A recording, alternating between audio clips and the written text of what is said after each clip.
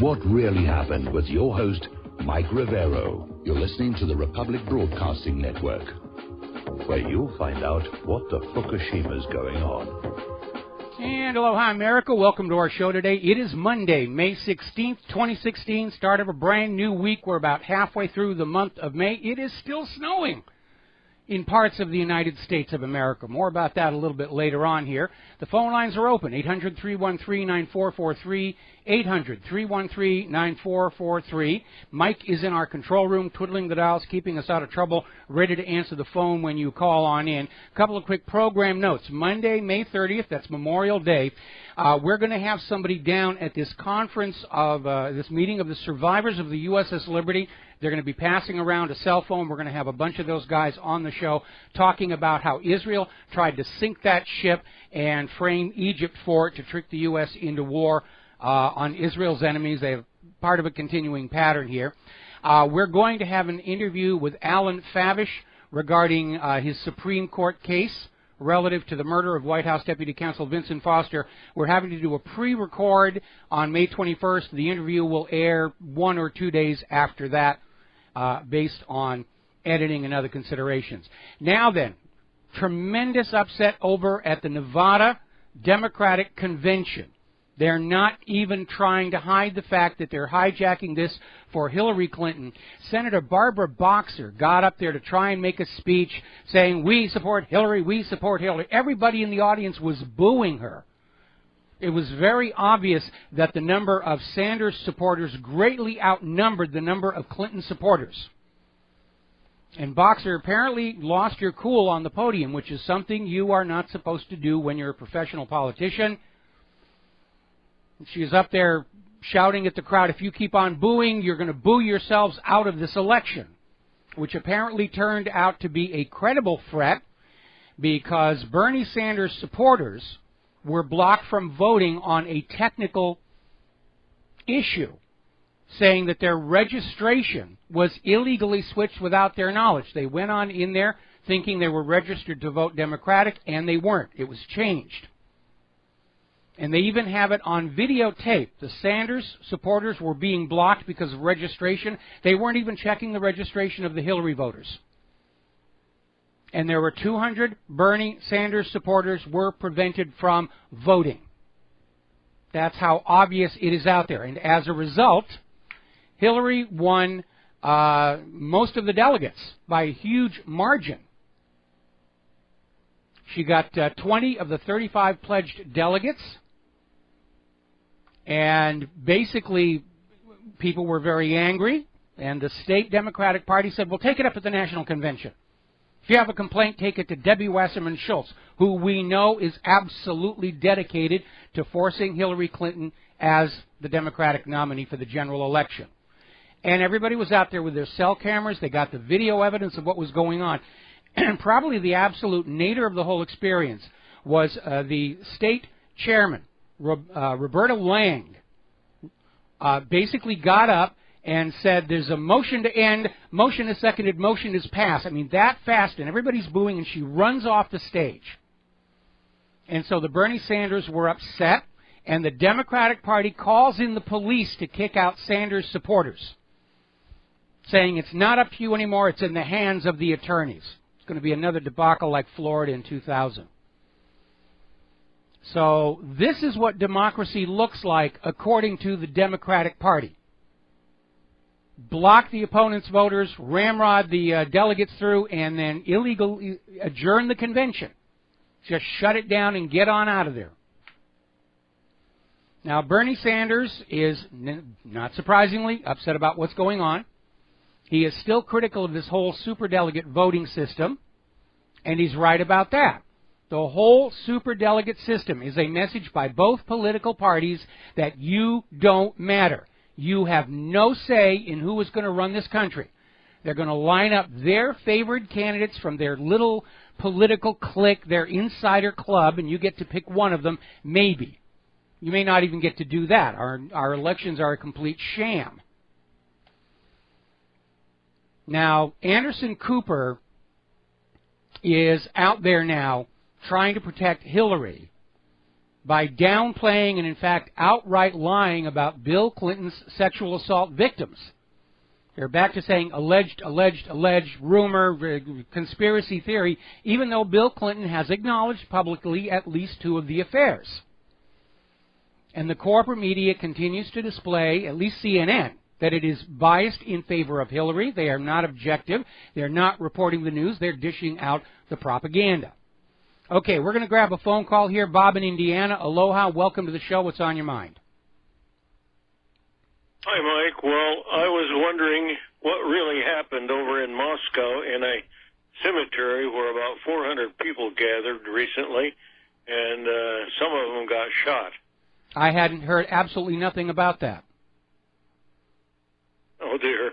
Okay, can you send me the URL, and I'll take a look at that, but that hasn't crossed my desk this morning. Oh, I can't do that because my wife got it on her iPad.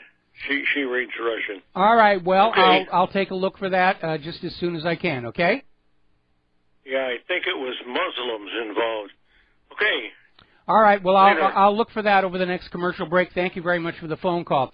Now, I want to take a moment here to do a little bit of a shout-out to one of our newest on-air affiliates, WZXI in Lexington, Kentucky, and I understand the signal reaches all the way into Louisville, so we've got a whole new audience there. And aloha, welcome to our show, and thank you for joining our audience.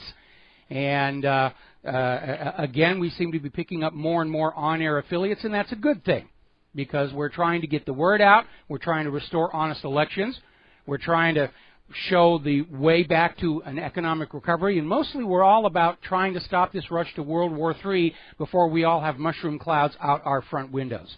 Now, turning on back to the race for the White House, we're actually starting to see more and more of the corporate media turning on Hillary. CNN is still very much firmly in her camp. But we're seeing more and more of the media pulling back and saying she's vulnerable. And there was an interesting article in no less than the Washington Post saying that even her most ardent supporters agree Clinton has weaknesses as a candidate. And mostly it has to do with the fact that she is not getting the young woman vote. She has a reputation for untrustworthiness, well-deserved, unlikability, well-deserved, and she's got a very lackluster style as she campaigns. She's not energetic, which, given her age, is understandable. But without that enthusiasm, it's harder to connect with supporters who are daily being reminded there are some very dark chapters in the history of the Clinton crime family. And, of course, Hillary, and for that matter, most of the GOP candidates, are dealing with a population that is tired of business as usual, politics as usual. This is an election season that favors the renegades, the outsiders. That's why Donald Trump is doing so well. Let's be honest. If the U.S. government was doing the proper job for the American people and the U.S. economy and taking care of this country instead of flitting all over the world, propping up Israel and attacking other countries who refuse to run their nations for the benefit of American corporations, Donald Trump's campaign would be a joke. He'd be considered laughable. But right now, America is so disaffected with the central federal government, what Donald Trump says is actually making a lot of sense. In his case, outsider is working for him rather than against him. Now, Bill Clinton's scandals continue to be a major roadblock for Hillary Clinton. And as you know, Bill Clinton was one of the people who took advantage of Jeff Epstein's little Caribbean sex crib, for lack of a better name. And Epstein had his own private jet that was named the Lolita Express. And it was named that because supposedly there is a bedroom inside the aircraft that was notorious for group sex with underage girls. Now, Bill Clinton had admitted to being on that plane 11 times. Now, newly released flight logs are showing that Clinton was on that plane at least 26 times, averaging 2 flights for every 3 months. Now, Hillary Clinton is down in Kentucky. She's very concerned about losing that primary tomorrow. Now, she won Kentucky by 35 points in 2008. She may lose it tomorrow. She's down there campaigning as hard as she can. And the Clinton campaign is now planning a new campaign strategy of a lot more online videos attacking Donald Trump and promoting Hillary Clinton. They're targeting these ads at Latinos and African Americans. She's struggling. And, of course, Hillary is out there once again pandering to the pro-Israel crowd, saying that if she is president, she is going to attack Iran. Doesn't matter if they do anything or don't do anything. We know that Iran has to be attacked and destroyed. We will be able to totally obliterate them. Just what we need, another president who thinks war is a really, really cool thing. Now, there are some other voices starting to come on out. Former U.S. House Speaker John Boehner is saying that from where he sits, Hillary may have to pull out of the presidential race as more and more information about her email server scandal comes to light. There are rumblings of actual espionage charges being considered against her. Now, we know that the Obama White House, Loretta Lynch at the Department of Justice, are trying to protect her as hard as they can. But the one thing they cannot stop is Judicial Watch, which is a private organization not subject to government control. And they have been the source of some of the most damaging information about what Hillary Clinton was doing with that email server. So, we're going to grab ourselves a phone call. Mike in Brazil, aloha, welcome to the show. What's on your mind? Aloha, Mike. Yeah, I was thinking about this email server of Hillary Clinton. Okay, Loretta Lynch apparently refuses to press charges against her for this, for espionage and other crimes related to espionage. Then I was thinking Loretta Lynch herself must be charged and indicted both under RICO statutes as well as conspiring to obstruct justice, obstruction of justice, and intentional failure to carry out her duties. You think this is a possibility that somebody might press charges against Loretta Lynch herself? Well, the only open legal move would be an impeachment by the Congress, which might actually happen. They're actually starting to show some spine. They're looking at impeaching the current head of the IRS. And I don't know about RICO statutes, but definitely obstruction of justice, which would be tangled up with Obama, and that would open up Obama to impeachment and removal from office as well. Okay, it is a thoroughly corrupt system. Loretta Lynch is out there saying she doesn't think there's going to be anything about Hillary's server requiring prosecution, but by golly, they're going to get those global warming deniers. Those are bad, evil people. We have to punish them. It is extremely obvious, Mike, that Hillary Clinton, actually, you're right, all along, she's been using that server as a delivery mechanism for stolen classified files. Yes. In exchange for money, which was laundered through her foundation. This is very clear. This is the reason why they're trying to, look the other way. Yeah, the Clinton Foundation is a slush fund. I mean, they just gave $2 million to this failed green company that's one-third owned by one of Bill Clinton's former mistresses. I mean, the corruption just doesn't get more obvious than that. It's ridiculous. I mean, the level of corruption in the United States has reached unbelievable levels. I can't believe it. I'm reading the news, and I said, how can this possibly happen? And, in a country which is supposed to be ruled by the rule of law. And this is the way. Okay, Mike, this is all I have to say, okay? All right, thank you very much for the phone call. I mean, let's face it, if corruption was an Olympic event, the United States government would get the gold every single time. It is that bad. Now, ever hear of the banned in Boston effect? And it comes from a time when, before movies and TV, when the primary form of entertainment was theater. And plays would open in Boston or New York, and Boston was a very conservative city. And if the play crossed certain lines, Boston would ban it. And the effect would be that everybody else in the country would all of a sudden want to see it to see what the fuss was about. And being banned in Boston usually would translate into box office success during the tour. Well, the same thing is going on now here, and it has to do with a book by an author named Pershman that came out with this very thin book on the death of White House Deputy Counsel Vincent Foster. And it sort of came and went. I didn't even read it myself. But there's an individual who's been an activist for as long as I have, if not longer. D.C. Davey goes by that name. And he penned a critique of the book pointing out the factual errors. So far, so good.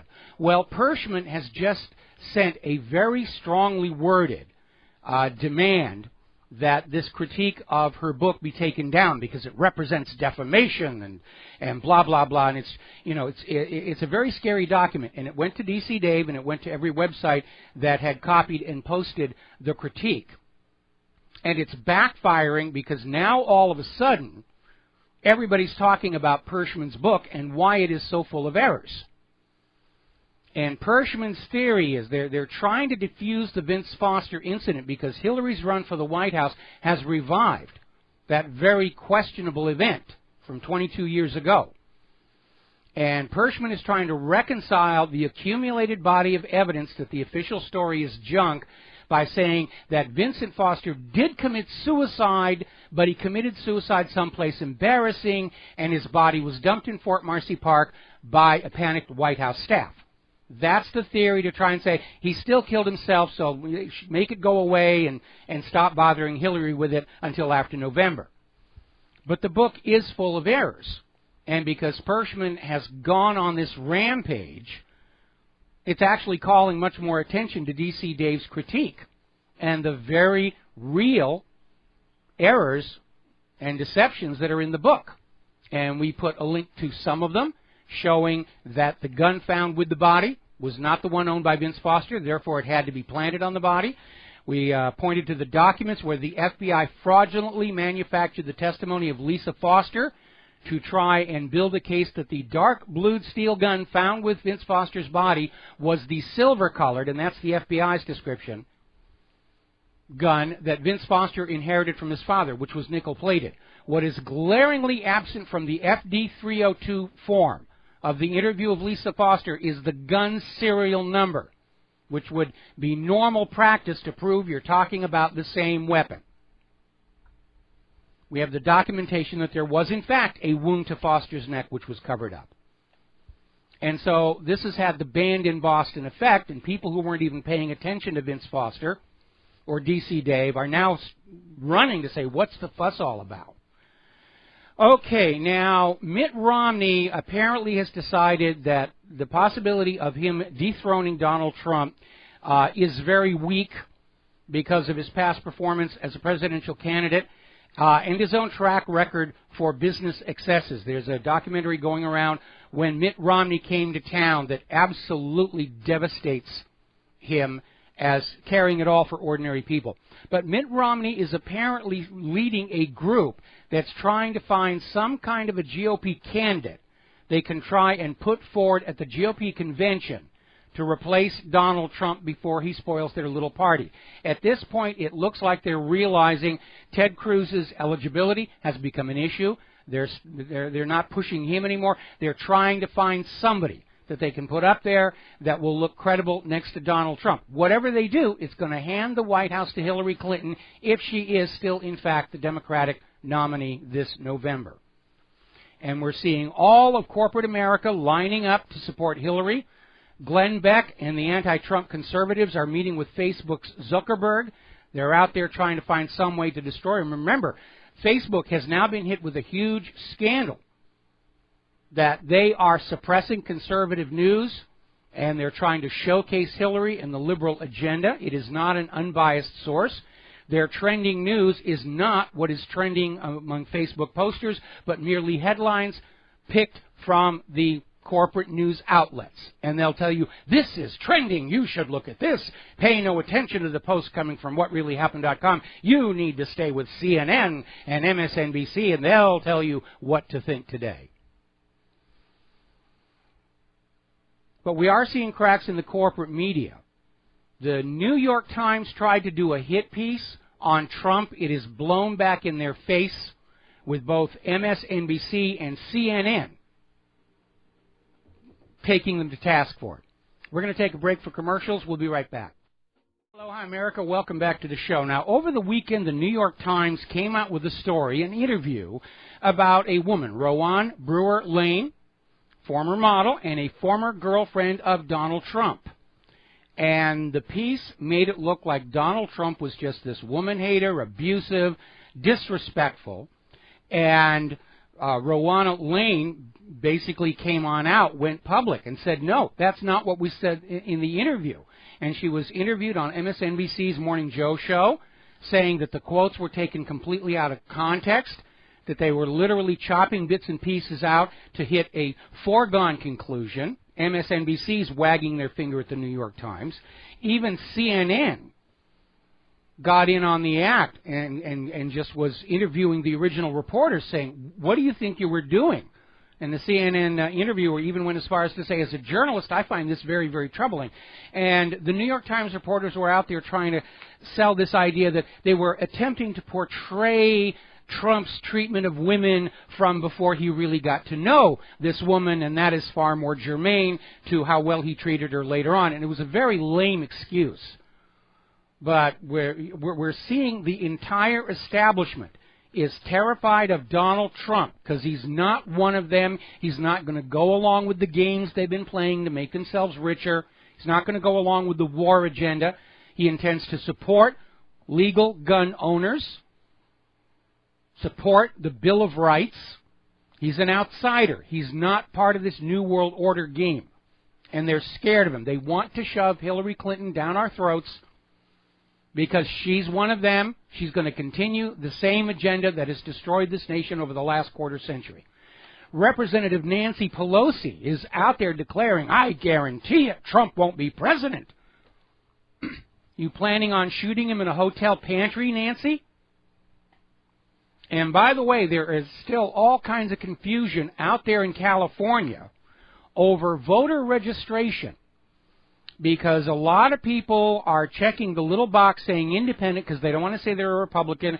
They don't want to say that they're Democrat because they're fed up with both parties, not realizing that in California the independent box doesn't mean not politically aligned. It means the American Independent Party.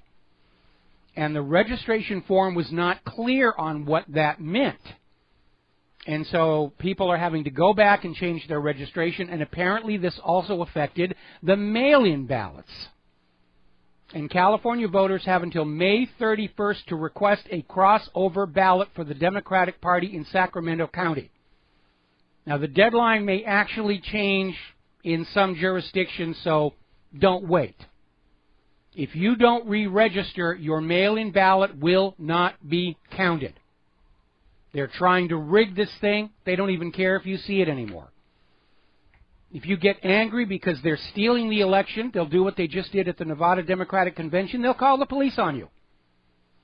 It's not up to you. The lawyers will settle this. It's out of your hands. It's out of our hands. The lawyers will do it. Remember what a bang-up job they did in Florida back in 2000? All right, let's go on over to the war zones, emphasis on the plural, and there's more and more of them. The world is just careening to a new world war, which is exactly what the United States government thinks is going to save them from this economic mess they've created.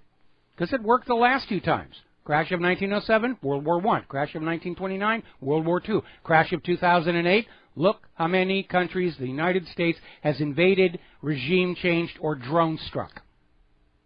The pattern is very, very clear. Now, whatever talk about a ceasefire was going on in Syria is out the window. New violence over there. Militant fights near Syria's Damascus kill over 300. Late last week, Israel was bombing Damascus. So they're cranking that up again. The U.S. doesn't want to give up. They've been trying to get rid of Assad for going on 5 years. And a little thing like the Syrian people wanting to run their own country, but that's nonsense. What do you think this is, democracy? Over in Iraq, violence is cranking up over there. A so-called suicide bomb attack has killed 11 people at a state-run cooking gas factory. There's a target of military significance right there. There's heavy fighting in the Anbar province, 362 dead. The wars are cranking up. Got to take a break for commercials. We'll be right back. Aloha, America. Welcome back to the show. Now, over in Libya, the violence there is cranking up. And there's an interesting headline to this story from shadowproof.com. Rival Libyan armies prepare for Sirte battle. Pentagon reveals U.S. troop deployment. What they're not mentioning is the rivals are the people of Libya versus the installed U.S. puppet regime that's been trying to pacify the country ever since they got rid of Gaddafi. This is an ongoing pattern the United States government has followed since the end of World War II. Go into a country, create unrest, topple the democratically elected government, and replace it with a U.S. obedient puppet junta. They've tried it to 50-some countries since the end of World War II. They succeed about half the time. Some of the known successes are Iran in 1953, Chile in 1973. It's too soon to say whether Ukraine is a success or not. I would say at this point probably not.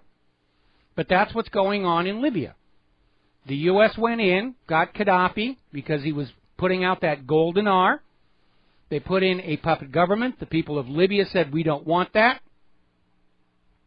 So the U.S. got Saudi Arabia to act as a proxy, going on in to slap those people of Yemen upside of the head and say, once you are a conquered province of the new American empire, you stay conquered. Don't you understand these rules we just made up? And the Saudis have not exactly done a tremendously good job in Yemen for a couple of reasons. Those Saudi troops emotionally identify much more closely with the people of Yemen than they do the people of the United States of America. So now Obama's having to send troops back into Yemen. So it's a mess. I mean, the U.S. has had to go into Iraq 4 times, I guess. Afghanistan 2, going on 3. Yemen twice. Libya twice. Still cannot get into Syria. Still drooling to get into Iran. It's just turned into one quagmire after the other, after the other, after the other. And they're still playing that game. Now their targets are down there in South America, trying to overthrow those governments and bring them under U.S. hegemonic domination. Now, as you know, Brazil's president was ousted in what is being called a coup and foreign interference. More of the same thing. And Brazil's new interim president, Temer, is a known U.S. intelligent asset that got blown wide open last week. El Salvador got the ball rolling by refusing to recognize the new government in Brazil. That opened the spigot. And now country after country in Latin America are saying, we don't recognize the new government. And of course, the people of Brazil are in the streets by the tens of thousands. They want their own elected president back. They do not want a U.S.-imposed puppet dictator. Because they remember what the U.S. did in Chile and all these other countries. See, back in the 1950s and 1960s, most people didn't understand this was what was going on behind the scenes. They'd be in a country like El Salvador, and they'd say, oh, okay, I guess it's a popular revolution, and they didn't like our government, and now we've got a new government, and then things would get worse, and they'd say, weren't things supposed to get better? Now, all over the world, people understand this has been the United States government all along, with their various non-governmental organization front groups, like USAID, going on in, destabilizing countries, toppling the government, and putting in a puppet ruler. And sometimes the people fight back, like when the Egyptians kicked out Mubarak and put in Morsi. And the U.S. government, under the principle of if first you don't succeed, try again, did another coup d'etat, got rid of Morsi. So the new government in Brazil is not being recognized by the rest of South America. Russia has come on out and said, there's no question, foreign interference was behind the coup d'etat in Brazil. Now, over in Venezuela, Maduro is ordering a military exercise for the coming weekend. There are 2 possible interpretations. Venezuela has been in the gun sights of the U.S. government going all the way back to when Hugo Chavez was running the place and dared to sell Venezuela's oil for currencies other than the U.S. dollar. He's selling oil for the yuan. How could he do that? We have to overthrow him. And Venezuela has been the victim of economic war. And even without the economic war, their economy was hammered by this poorly thought out attempt to harm Russia by crushing the world's oil prices.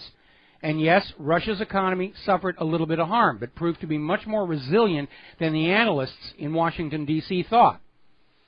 And the crushed oil prices actually caused much more damage to countries that are supposed to be our friends, like Saudi Arabia and Canada. The American fracking industry is now deep in the red ink. And, of course, Venezuela. Now, Maduro may be activating the military troops for one of two reasons. He may feel he needs the military to bring the rioting under control because there's food shortages and water shortages going on. And you need to be paying attention to what's going on down there because it's coming to this country. As the economy collapses and the supply chain freezes up, it's coming here, and you need to get ready for it now. Or Maduro may be concerned that now is the time when the U.S. is going to try a coup d'etat, and he wants the military protecting him. So a lot of things are happening down there. Once again, while screaming Russian aggression, Russian aggression, Russian aggression, a U.S. surveillance plane, an RC-135V, skirted along Russia's border again over the Baltic Sea. They're trying to provoke Russia into some kind of an overt act that can be seized on as saying Russia started the war. Putin's not going to do that. He's not going to let the U.S. sucker him into starting World War III because public perception is going to be on the side against the side that makes the first overt move. Meanwhile, the U.S. has activated the missile defense site in Romania. They've been sending all these rockets over there to build a missile barricade against Russia to counter Russian aggression. And I want to hammer a point home here. You don't see Russian troops massing on the north side of the Canadian border. You don't see Russian troops massing on the southern side of the border with Mexico. You don't see Russian carrier battle groups tooling around the Gulf of Mexico playing with their weapons. We know who the aggressor is. And the U.S. is putting all this anti-ballistic missile defense system into Europe to protect Europe from Russian aggression. Russia isn't aggressing. They're still trying to sell the lie that Russia stole Crimea. That didn't happen. When the U.S.-backed junta took power in Kiev, the Crimean people said, well, that's not a government of our choosing, and they held a referendum and they voted to secede, which is the right of every people on earth under the United Nations Universal Declaration of Human Rights. You have the right to self-determination. If the government is not doing a good job for you, you have a legal right recognized by every member of the United Nations to simply break off and start your own country. Them's the rules. Deal with it. Then Crimea held another referendum, and they asked to join the Russian Federation, and Putin said, yes, that's what happened. And they're still trying to sell the lie that Putin came in, he invaded Crimea, he had tanks and planes, he had a Death Star. It's all lies. Every time a ruler in all of history has wanted to start a war, they have to start it with lies, deceptions against their own people to convince them it's necessary, that it's just, that it's moral. Now, there are a couple of developments on the other side that I would like to hope would give cooler heads in Washington, D.C. a moment of pause. Now, you probably remember from the last Cold War the stories of Russia's nuclear ballistic missile trains.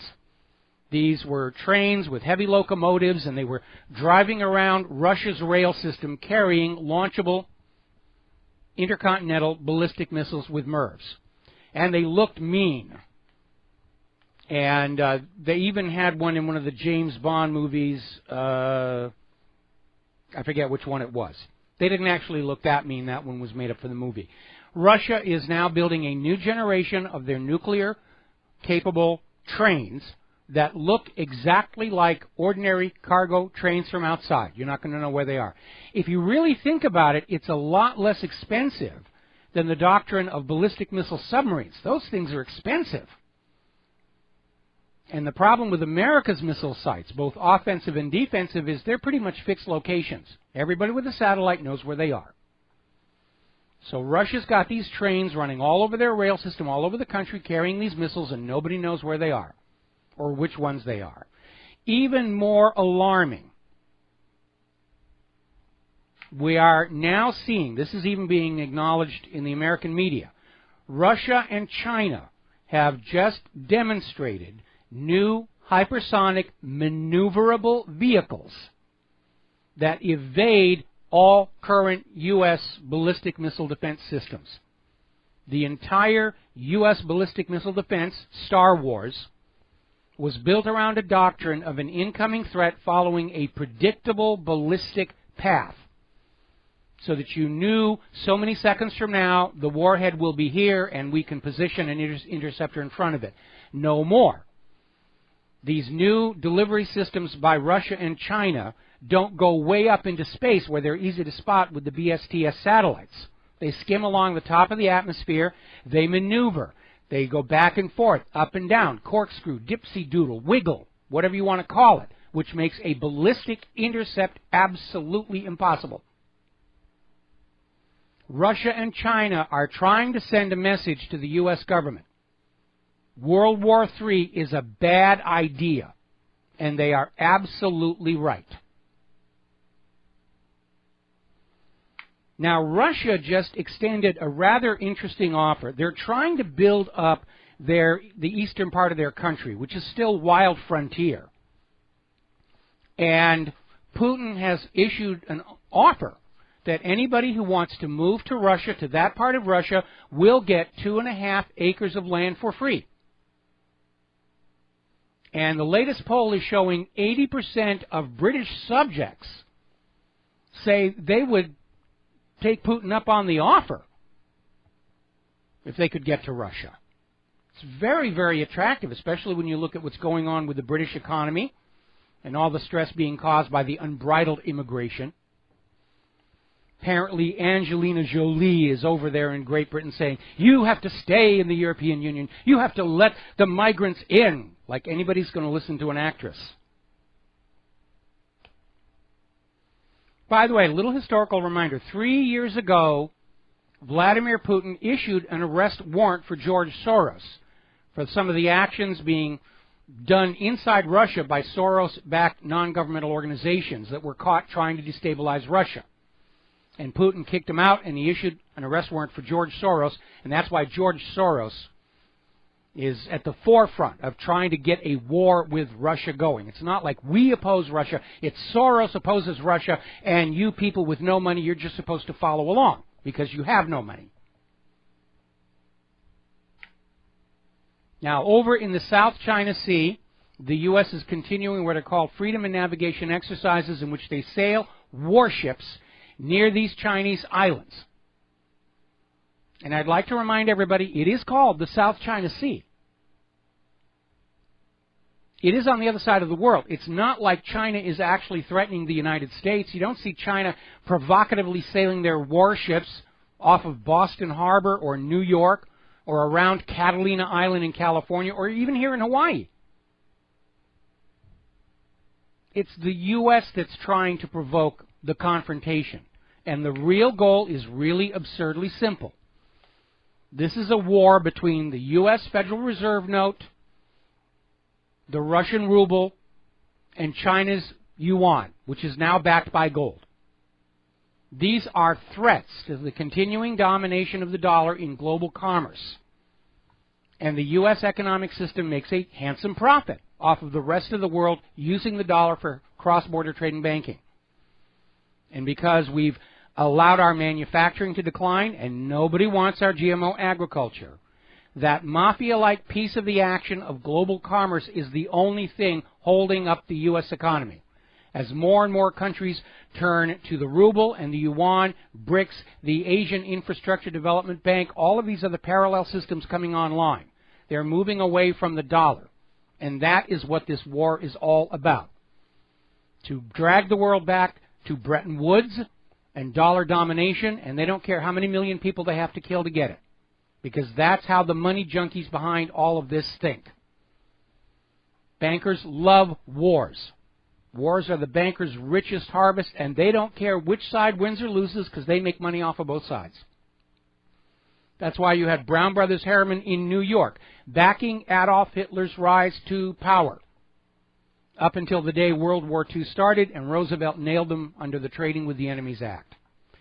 China is also on the rhetorical warpath with the latest Pentagon report. The Pentagon has come out with a report saying China is bad, China is evil, China is tearing tags off of couch cushions, China is passing wind in elevators, China has a Death Star. And China's government is saying you might just be exaggerating on some of that. And in political speech they're saying this is harming trust between the two nations. Yeah, of course it is. But the U.S. doesn't want trust with China. They want a war. They want to wipe the yuan off the face of the earth to protect the paper dollar. Over in Great Britain, things are getting a little rough for their military. They've got a huge surge in troop resignation due to low morale. And part of it has to do with these British troops understand that all the wars they've been involved in over the last 10, 15 years were not moral, they were not just, they were not necessary. It was all about conquering other people's natural resources and exploiting them for Western corporations. And they don't like living with that. We have the same problem with American troops. There's a huge amount of antidepressant abuse, which is leading to its own problems. It's an ugly, ugly situation. Now then, the F-35 so-called stealth fighter was sold to America as a single platform for all the armed services. It turns out that was a little bit less than accurate. More details when we come back from these words from our sponsors. And aloha, America. Welcome back to the show here. And an alert listener finally sent me a link to that story the first caller referred to. Apparently there was a big brawl at this Moscow cemetery involving hundreds of people, 200 people, most of them migrants, in what is being described as a turf war, which I don't know what that means in the cemetery. But somebody got upset and it just exploded out of control, mostly bat sticks and metal bars, but there was gunfire lasting 15 minutes involving Kalashnikov rifles. Moscow had to call out the National Guard. Boy, these migrants are making a real good first impression everywhere they go. We're going to go to the phones. John in Barbados, aloha, welcome to the show. What's on your mind? Aloha, Michael, yes. This character Khan, who was just elected the London mayor, and the spat with Donald Trump. We are being told. I mean, let's face it, elections are being rigged all over the globe right now, but please continue. Yeah, well, this spat between him and Donald Trump, but most of what he was saying is actually misquoting Trump completely. But what I want to do, I will give this man some credibility when he condemns the gangs in Swindon, Oxford, Rotherham, and Leicester and various other places where his fellow Pakistani and religionists are organizing child abductions and sex rings. Yeah, there's a lot of pot calling the kettle black, but then that's how politicians work. You know, it's wrong when the other guys are doing it. It's okay when we do it. Look how they responded to the Panama Papers. Everybody was pointing fingers at people in other countries for using these tax havens. They didn't talk about their own. That's how politicians work. And the other thing is, I don't know whether people realize, but that survey of British people covered more than 28,000 people who were asked how they thought about this Russian offer of free land. And nearly 80% said, yes, we'd take them up on the offer if they're serious. If Claire and I were young enough to be out there on the frontier, I'd take them up on that. I would too. It looks beautiful country. Yeah, it is. It is. I kind of like rural or even, you know, out there in the woods. I loved it when I lived in Washington State. We were out there up in the mountains, trees all over. I loved it. Absolutely. Anything else? I've always lived in the rural areas, you know, away from big towns and cities. I like the rural atmosphere. Well, I like having enough land where you can grow things. I mean, when I was living in Washington State, I had a walnut tree. We had blueberries right outside the back door. The blackberries everywhere. I mean, if you're into canning and making jams and stuff, it was a great place to be living. And the last thing I want to mention is this debacle that's taking place in Syria. It looks very likely that Raqqa will be taken over by the Syrian Arab Army and the Russian Air Force. They're on the verge of completely destroying that center for ISIS. The faster they do it, the better. Once all of these U.S.-backed terrorist groups are out of Syria, the U.S. doesn't have justification to go back in. And that brings that whole sad story to an end. We got to take a break for top-of-the-hour station break. Thank you for the phone call, John. We'll be back in just a minute. Aloha, America. Welcome back to our show. Hour number 2. The phone lines are open, 800-313-9443. And getting on back to the news here, we're talking about the F-35. Now, the F-35 was sold to the American people as a single aircraft for all the nation's military branches, ostensibly to save money. That's what you were told. Now, the F-35 has all kinds of problems, but behind that, and it's just out of control, high cost, the fact is that the versions of the plane being made for each of the military branches have long ago diverged into basically being 3 distinct separate aircraft. And they're saying that if the Pentagon was being honest, they'd call the version for the Air Force the F-35, they'd call the Marine version the F-36, and the Navy version the F-37. But of course they're not going to be honest because they're still trying to convince you that the F-35 is a great deal. So far, the only place they've actually been able to put it to use is at air shows. Meanwhile, another alarming story coming on out, and we've had others like it. At this point, because of a lack of spare parts, supplies, half of all the Air Force bombers are effectively grounded. They're sending crews out to that boneyard out in Arizona, trying to scavenge spare parts to keep these aircraft flying. There was one recent story on Fox News saying that at one air base, more than half of the B-1 Lancer bombers can't be used. Our military is crumbling. 13 years of war, and especially the part about having to reinvade and reinvade and reinvade because those pesky conquered people won't stay conquered, has drawn down our military stockpiles. Some of our frontline soldiers are working without basic necessities. They don't have enough guns. They don't have enough ammunition. Weapon systems are not designed for longevity. They're all used up. And what's coming off the assembly lines at America's defense industries today is overpriced, ineffective junk. The United States is not able to prevail in a conventional war against Russia or China, let alone both of them together. We're going to lose this one. But again, for the bankers who are behind all of these wars, they don't care who wins or loses. They make money off of both sides. They loan all kinds of money to both sides to fight the war. When the war is over, they loan more money to both sides to rebuild from the war. And when this horrid little scam is over, ordinary people like you and I, we have kind of what we had before, except the graveyards are a lot bigger, and we're back in debt to the bankers for another 100 years. That's how the scam works. Do you realize that prior to the creation of the Federal Reserve, there was no such thing as a world war? And now we're on the verge of big mistake number 3. And if they go to war with Russia and or China, on the day Washington, D.C. understands they can't win conventionally, they'll resort to the nuclear arsenal. And even then, we're probably going to lose. Everybody's going to lose, except the bankers. Now, turning to the economic news, one of the Rothschild banks is now under criminal investigation over a missing $4 billion. This is an historic event. The Rothschilds are never held to account for anything that they do.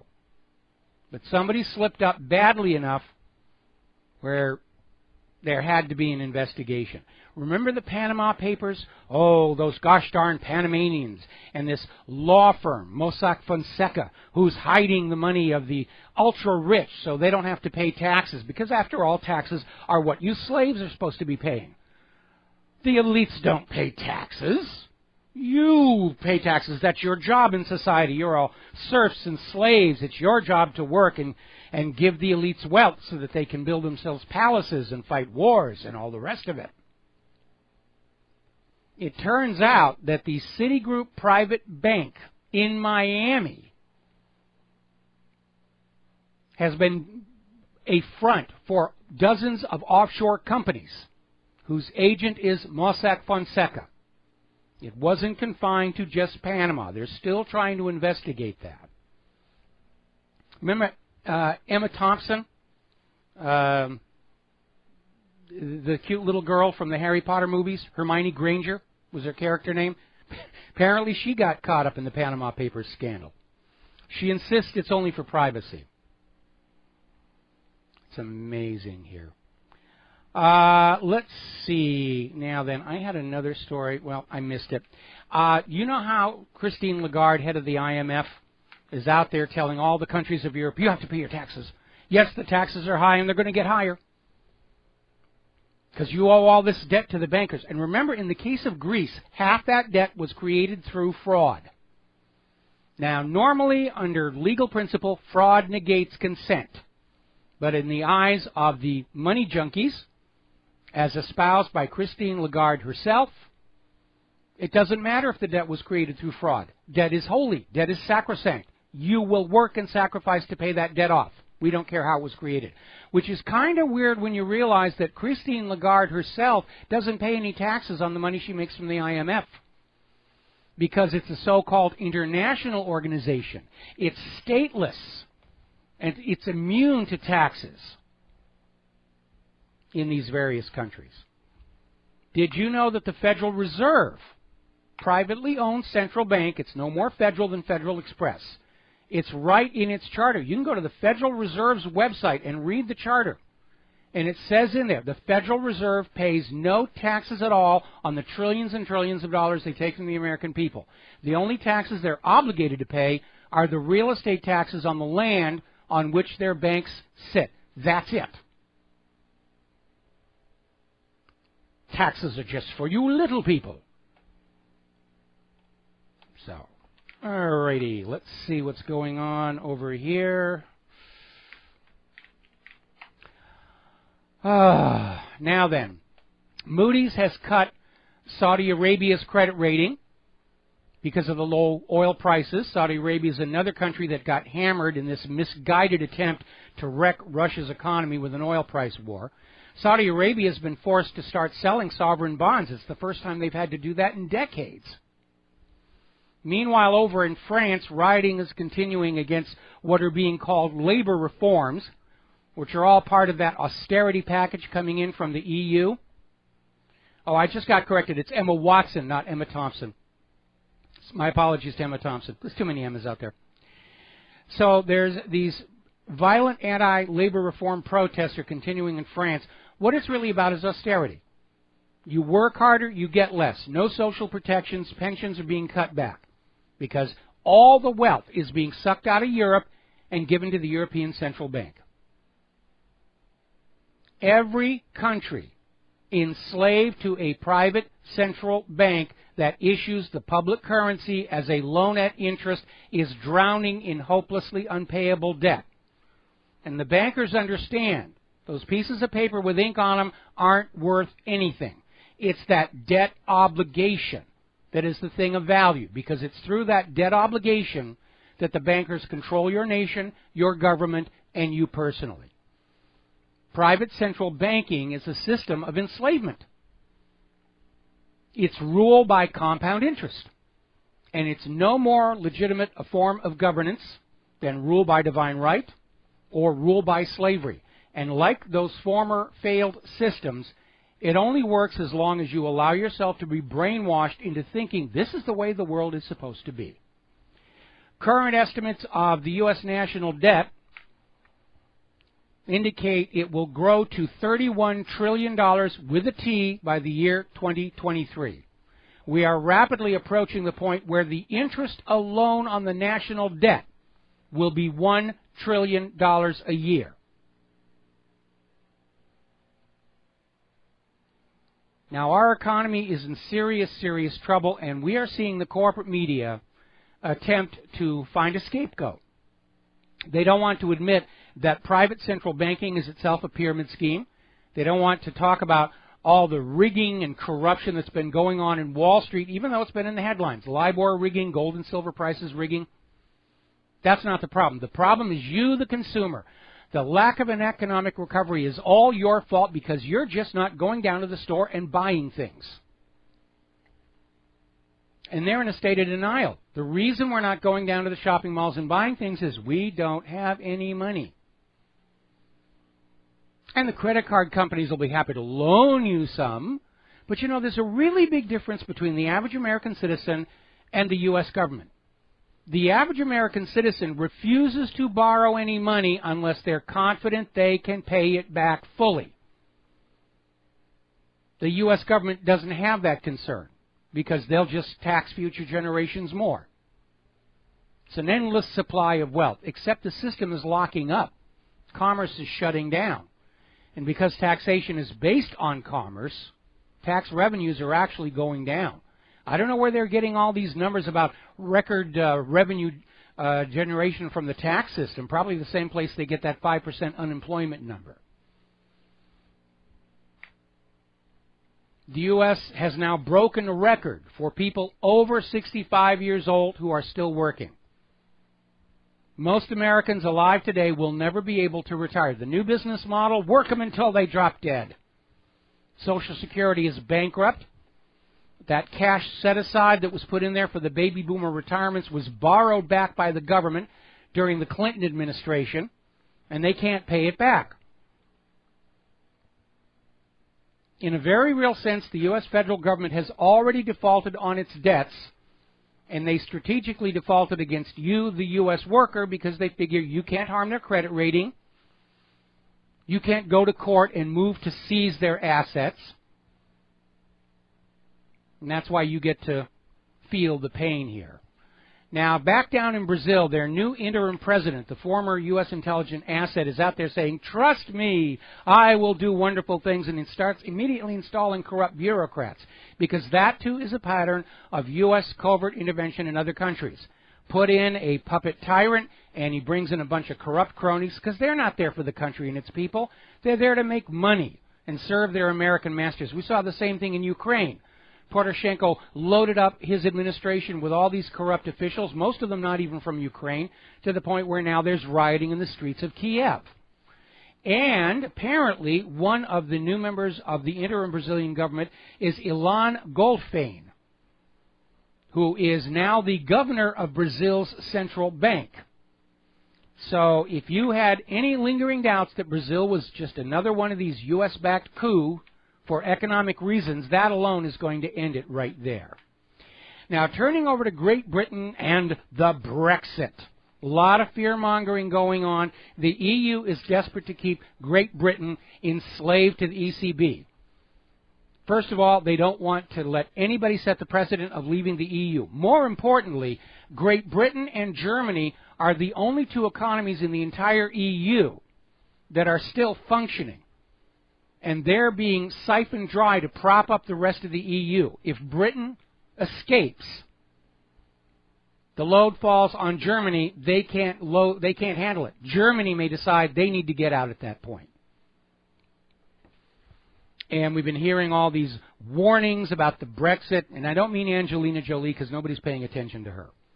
But they're saying Brexit will cause World War III. Brexit will cause a recession. And actually, business leaders in Great Britain are saying Brexit's going to be a good thing because it's going to help Britain create jobs because they're going to be free of all this nitpicky regulatory red tape that has been imposed on Britain's 5.4 million companies by the European Commission. Now remember, the EU doesn't run as a democracy. The European Parliament, they can talk all they want. They can't pass laws. They can't repeal laws. There's a film we put up on our website. I'm going to reprise it on the next commercial break. The European Union government is a dictatorship. It's a bureaucratic dictatorship, but it's a dictatorship. And it's there to basically set the model for the new world order of an unelected ruling body that is immune from censure or exposure. Actually reminds me a lot of Terry Gilliam's movie Brazil. And I'll give you an example of just how ridiculous the EU regulations are becoming. After the Brexit vote, regardless of how it comes out, the European Union is going to launch bans on certain high-draw appliances like tea kettles, toasters, and hair dryers. If you live in the EU, you will not be allowed to have those any longer. That is, it's being called ridiculous. The EU understands it sounds ridiculous, and it flies in the face of the British culture, which places a tremendous social importance on the ritual of breakfast with tea and toast. The superstate that the EU is trying to build bears marked similarities to the Third Reich's plan for a united Nazi Europe, and a lot of people are really beginning to look at that. Now, over in Germany, the hostility for the immigration is continuing to grow. There's an Islamic scholar who's there saying that being German means wearing a hijab. No more blue eyes and blonde hair. It's time for that to go. And creating hostility. Over at the Berlin Festival, they had another incident where young women were being sexually molested and robbed. It's a repeat of what happened at New Year's Eve in Cologne. And the German government is telling their state media, don't report this, don't report it. We're all pro-immigration, and yes, these are some real slime balls coming in, and some of them are terrorists, but really, you've got to put the best possible face on the New World Order, because that's our job here. Story coming out of Sputnik News. Soros-funded NGOs whisper into EU's ear, trying to encourage the refugee influx. I was looking at a map of the refugee flow. We're being told these people are just trying to escape war. But if you look at the countries where the war is going on, and then you look at where they're winding up, there's a lot of places in between where there's no war. But there's also no free goodies. That's why they're going all the way up into Europe. They're being promised free goodies. And what the New World Order is trying to do is blend all of the world's people together. They're trying to destroy our individual sense of identity. Who we are, where we're from, what our history is. Even our gender is under attack with all this nonsense about the transgendered bathrooms. They want us so muddled about who and what we are that we're easier to control. Former Secretary of Defense Chuck Hagel is out there openly saying it's time for the United States to be part of the New World Order. It's now wide out in the open. That's what they're trying to form. One planet, one ruler, one global private central bank holding all of humanity as debt slaves until the end of time. That's the plan. Now, the problem I have with the New World Order is look at the kind of corrupt rulers we're getting in large nations like the United States of America. It's only going to be worse with a global government. What happens if we have a global government and at some point a new Stalin or a new Pol Pot or a new Hitler comes into power? It's inevitable. It's only a matter of time. And there's nobody left on earth to stand up and stop them. What if you get a ruler of the New World Order who thinks that 4/5 of the population needs to be exterminated to save planet Earth from human-caused global warming?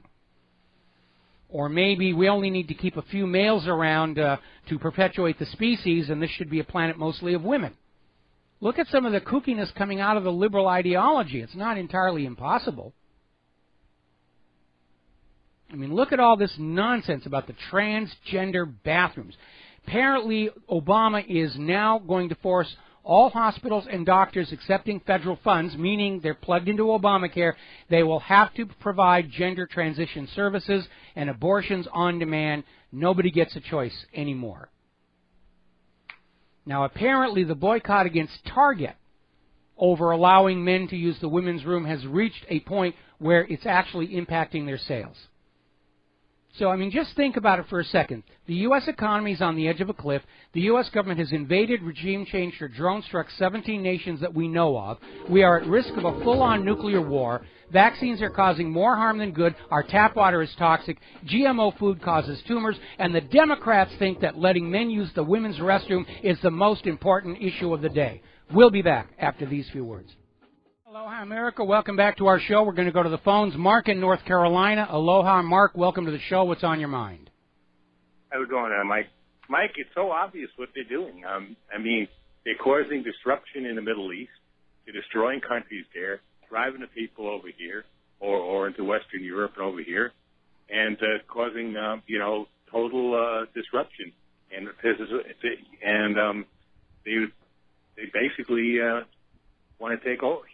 They want to take us over. I think it's the corporate elite.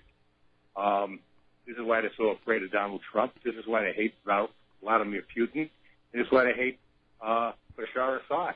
To me, Putin, Assad, and hopefully Trump, if he gets in, are the greatest hope of stopping these people. Otherwise, I think we're going to have to go to war with them. Plain and simple. Well, thank God for the Second Amendment, which of course, they want to come after that too. But I don't think Americans are ready to give up their firearms. So, it seems to me. Well, I don't think they are. The problem here is the New World Order is going to be history's ultimate dictatorship. One planet under corporate rule, and we've already seen the evils of corporate rule. They're just there to make money. Their entire goal is to extract as much wealth from the population as they can, and if they can't get wealth out of you, they just want to get rid of you. They don't care if their products are causing harm, like vaccines and GMO food. That's not their concern. In many ways, corporate rule is as evil as theocratic rule, because in both of those systems, what is best for the people just isn't a factor. Under theocratic rule, everything is justified as the will of the gods. Under corporate rule, everything is justified as preserving corporate profit. At least with a civil government, a nation-state government, the government, no matter how corrupt it becomes, still has to be at least partially responsive to the needs of the civil population, or they don't get to go on being the government. So this is a giant step backwards into feudalism and neo-serfdom. Yeah, but Mike, when you look at the Georgia Guidestones, okay, which I think was actually put there by Ted Turner, that so-called mysterious Mr. Christian, I think was Ted Turner. But when you look at them, they want to reduce this population. This is why they're so obsessed in turning men into women, women into men, aborting, killing babies, and the vaccines, the poisonous vaccines. At the very least, they probably stop people from, they probably attack the. Well, we have that problem with the Gardasil vaccine is actually destroying young girls' ovaries so they can't reproduce. We have these covert. Okay, let me get a word in here, Mark. Okay, we have these covert vaccination programs coming out of the World Health Organization that were found to be sterilizing women. There were chemicals added into the vaccines that rendered them permanently incapable of having children. Now, I understand there's a population crisis, and there always will be, because sex is a lot more fun than dying. But I have a real problem with people who think that just because they have a lot of money, they now have a right to tell everybody else whether they can have children or not. Anytime I hear anybody screaming about the world is overpopulated, I say, okay, there's a very tall building. Feel free to go up to the top and solve your particular part of the problem by leaping off and try and hit a banker on the way down. Well, some of the most dangerous people to me are people like Bill Gates, Warren Buffett, Michael Bloomberg. I call him Bloom Turd, but that's, neither here nor there. I would agree. I would agree. Having a lot of money does not make you any more qualified to solve the problems of a planet. It just gives you the power to tinker. And especially with Melinda Gates, who basically married into the fortune, and she's all out there saying that you can't have kids and these people shouldn't have kids, and out there making these kind of decisions. These are not elected leaders. They're basically oligarchs. Yeah, a lot of people don't know that actually Gates owns like $500 million 500,000 shares of Monsanto. It's not coincidence. Which Monsanto... Right? I know he was big into McDonald's, too. Okay. Monsanto owns that epicite gene, the one we've talked about, the corn that was developed that if you eat it, it prevents you from having children. And we are seeing a drastic decline in Hispanic birth rates in this country, suggesting that the epicite gene, like so many of these others, has escaped into the wild already. And that could be a potentially extinction-level event. Mark, thank you for the phone call. We're going to let you go. Back with another call as soon as we're through these commercials. Aloha, America. Welcome back to the show. And inevitably, this nonsense over the bathrooms is leading to problems. Over in Chicago, there was an 8-year-old girl in the women's restroom with her mother. Guy walks in, grabs the 8-year-old girl, tries to take her into a stall, chokes her to the point of unconsciousness before the mother is able to get the kid and get on out of there. This is ridiculous. There are two solutions to this. One, change the signs on the restroom doors. Penis, vagina. That'll sort it out.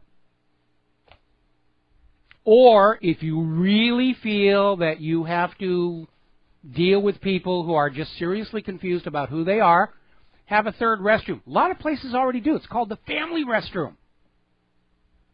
We have one of those in the shopping mall at the bottom of the hill. They can go in there. But mandating that men can go into the women's room and women can go into the men's room, I'm sure Bill Clinton's already headed for Target. I can go in the women's room. I can go in there and see all the girls. I can have a lot of fun. This is all made up out of thin air. This is an election year distraction. Story out of Patriot Rising, the creation of the transgender problem. It's not a problem. Every election cycle we get the same nonsense. They'll come up with these little fringe issues. Gay marriage, transgender, abortion rights, to get us all hot and bothered and arguing with each other, so that nobody is talking about the issues that really affect the nation as a whole. The economy, the degree of corruption, the wars, the election fraud that's going on. They don't want you talking about that. Oh, we're going to make bathrooms the issue. 2016, the top issue of the election is what bathroom do you use? That's it. And again, there is a concerted effort to destroy our sense of an identity. Personal identity, historical identity, all the attacks on the Confederate flag. Regional identity, that's why Middle Eastern refugees are being shoved into Europe, why illegal immigrants are pouring across the border into the United States. The New World Order people actually think that they're going to blend everybody together to destroy our sense of a cultural or regional or ethnic identity, and we're all going to sit around the campfire singing Kumbaya, except it's not working out that way. Because migration and immigration is a filtering process when it's unrestrained.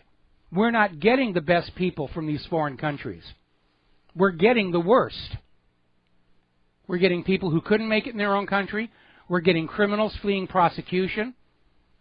We're seeing diseases being brought across the border into this country that had previously been eradicated.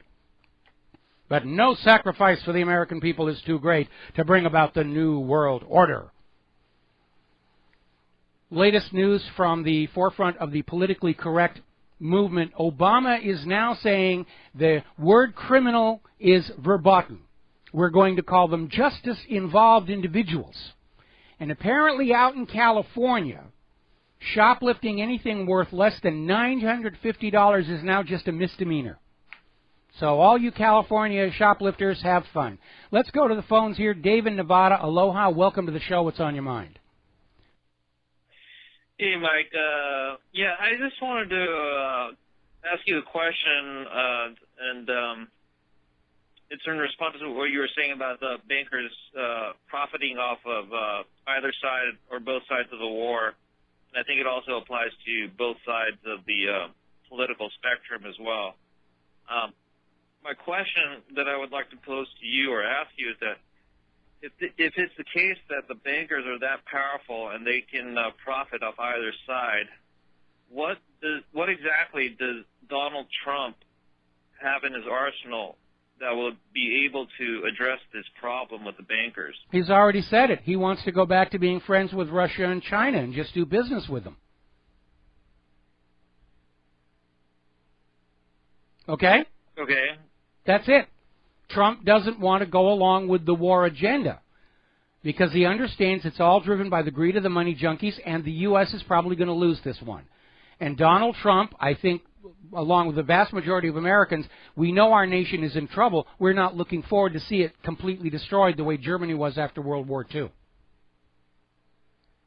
Right. No, I understand that part. That's kind of more of a foreign policy issue as far as I see it. But in terms of banking, the IMF will still exist. The BIS will still exist. The Federal Reserve will still be running on our soil. So in terms of directly addressing the banker situation, I don't see that happening. Well, the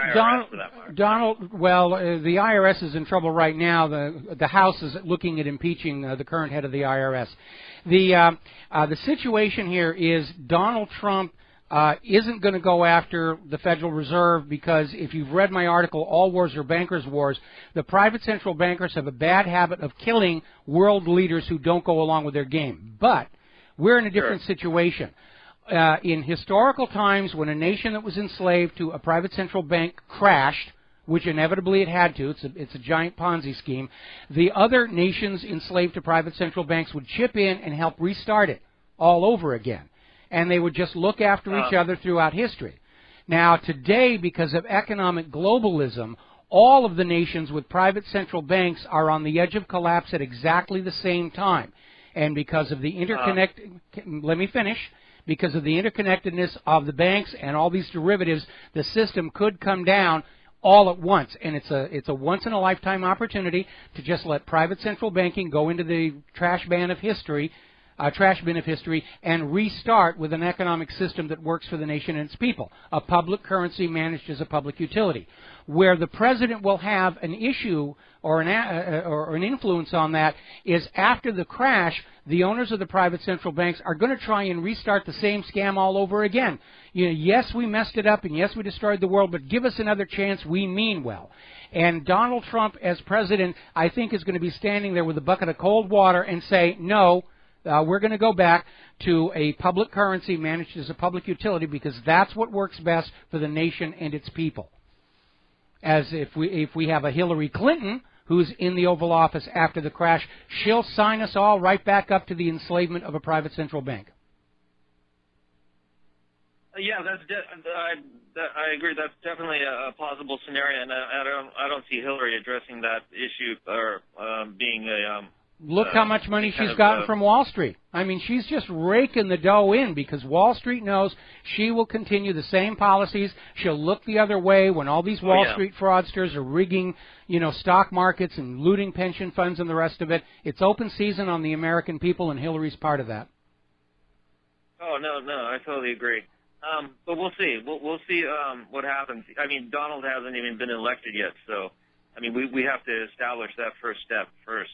So, well, we not only have to get Donald Trump elected, we have to also give him a Congress that is going to work with him and not try and roadblock him all the way. So along with pushing for Donald Trump for the White House, we need to pink slip everybody in Congress who's part of that old established corrupt order, all the friends of Israel, all the friends of Wall Street, all the friends of the war machine. They all need to go, and we need to get all new blood in Congress, and we need to remind them that their names are written on their office doors in the Capitol building in dry erase marker unless they make we the people happy. All right, Michael. All right, thanks for the phone call. We're going to let you go and switch over to Ralph in New York City. Aloha, Ralph. Welcome to the show. What's on your mind? Hi, Mike. How you doing? I'd like to ask a hypothetical question. Okay. What's your opinion concerning these seminars they're putting on TV, these infomercials concerning how to get rich in real estate and how to get rich in owning your own business? And I just want your opinion. What's behind all this thing? We know even he said, we know we're coming into an economic crash, but what is the scam this time they're trying to do to people who are trying to invest and want to become entrepreneurs and get rich and all these, getting rich in the real estate, buy and flip houses? What is the secret behind all this? What is the scam behind this? Well, the scam is that the equity in our homes is always been sort of the foundation of our perception of wealth. And they need to keep housing prices going on up to keep the economy in the black. And one way of preventing real estate prices from going down is to encourage house flipping, where people will buy a house for like $1 million at breakfast and try and sell it for $1.6 million by dinner time, and it artificially inflates the value of the real estate, and that instant equity makes everybody's bookkeeping look good, but it never persists. That's what happened in 2008. And because Wall Street was not forced to feel the pain for the real estate and mortgage-backed securities fraud of 2008, they're just back to playing the same game again.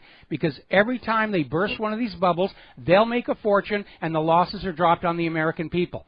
And as long as our government goes along with that, these fraudsters have got no incentive to change their behavior because it works for them. They're getting insanely rich off the backs of the American people. Wow. So the Ponzi scheme will soon be over concerning these seminar lecturers that giving these seminars all over the country, and selling a dream, but the crash is coming around the corner. That's what you're saying, right? Well, I imagine the people going to these seminars don't know there's a crash coming around the corner, because the first belief put out by all these scammers is real estate always goes up, and it's an unusual occurrence when it goes down. But it is. I mean, if you think about it, the house is still what it was. In fact, it's older. It's still the piece of the land. It's still the same building. It shouldn't be going up in price by that much. It's artificially inflated because that's where the instant wealth that props up the illusion of prosperity is coming from. But it isn't really there, and there's always going to be a correction.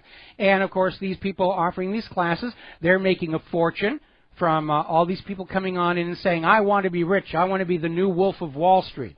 And they're fair game for the scammers and cheaters because they want to be scammers and cheaters.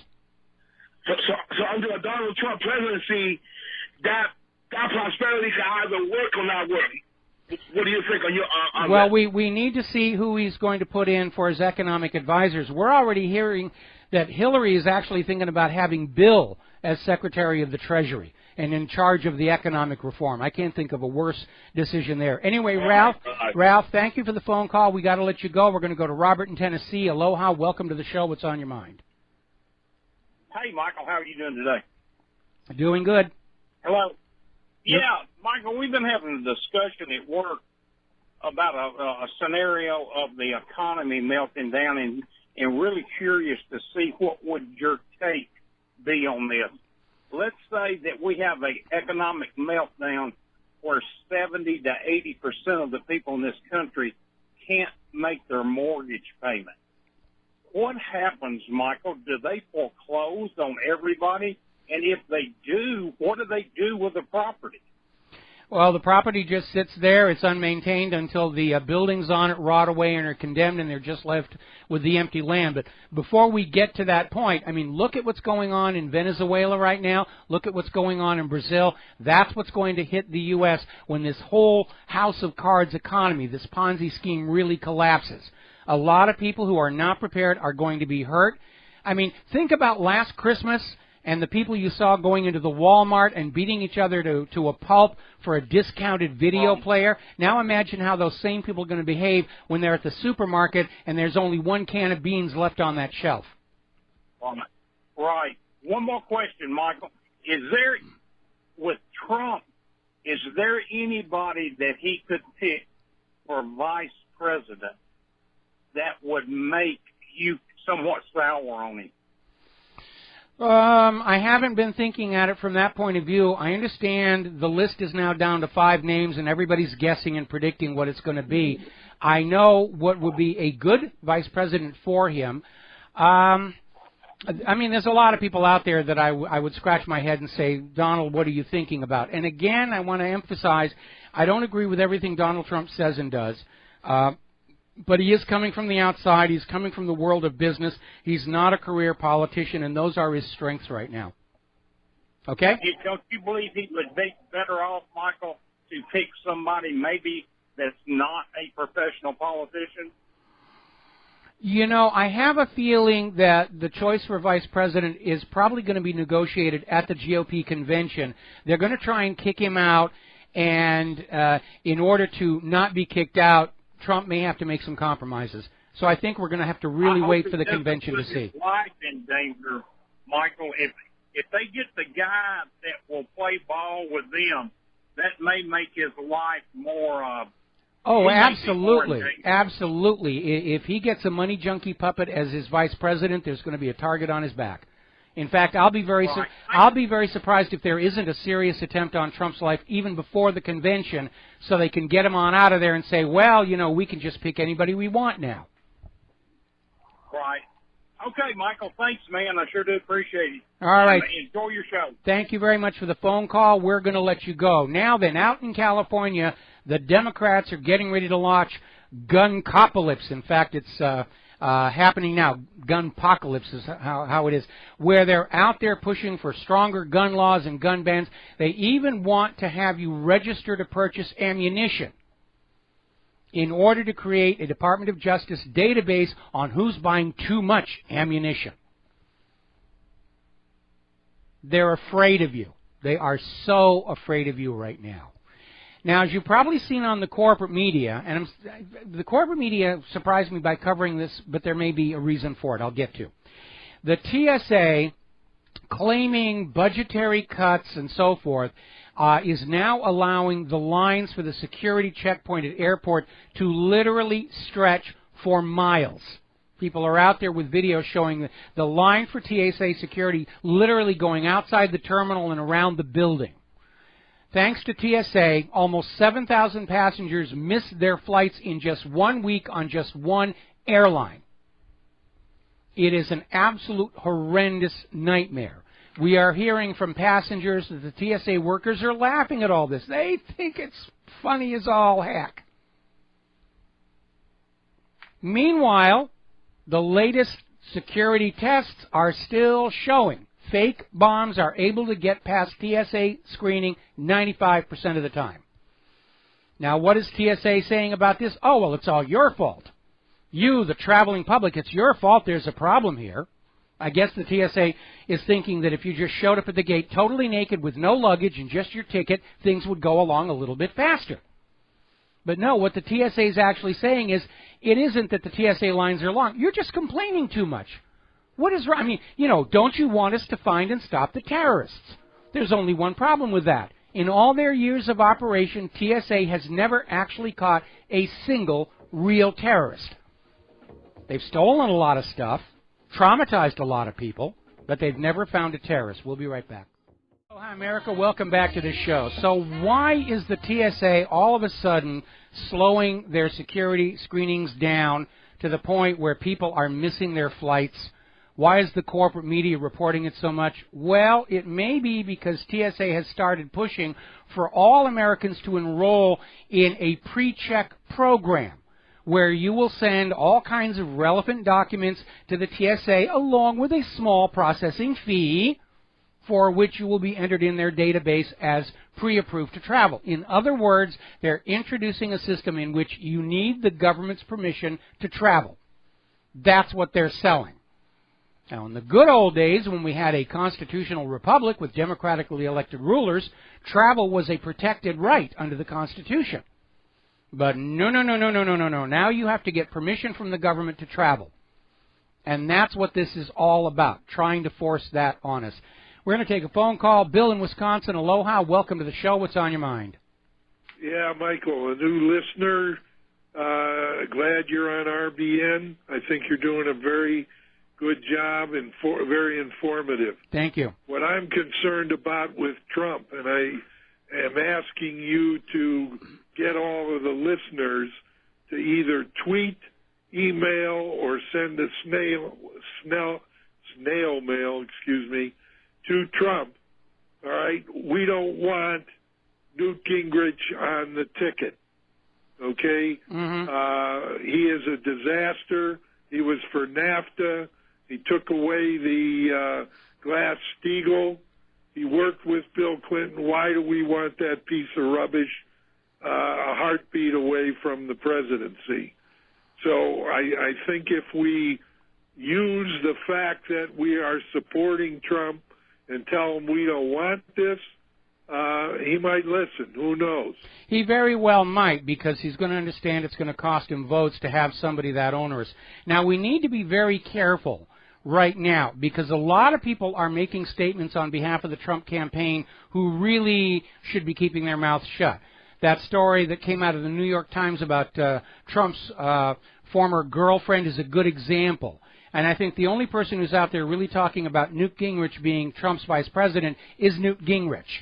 And at this point, until it comes out of Donald Trump's mouth or his approved spokesperson, we should basically ignore everything that's being said about him as likely being to cause turmoil. But I'm in agreement with you. I don't want to see. What we might do is suggest Jeff Sessions. That would be my choice. Okay. But getting on back. Senator Sessions has studied this trade agreement. He knows what's in there. He's on the right side immigration-wise.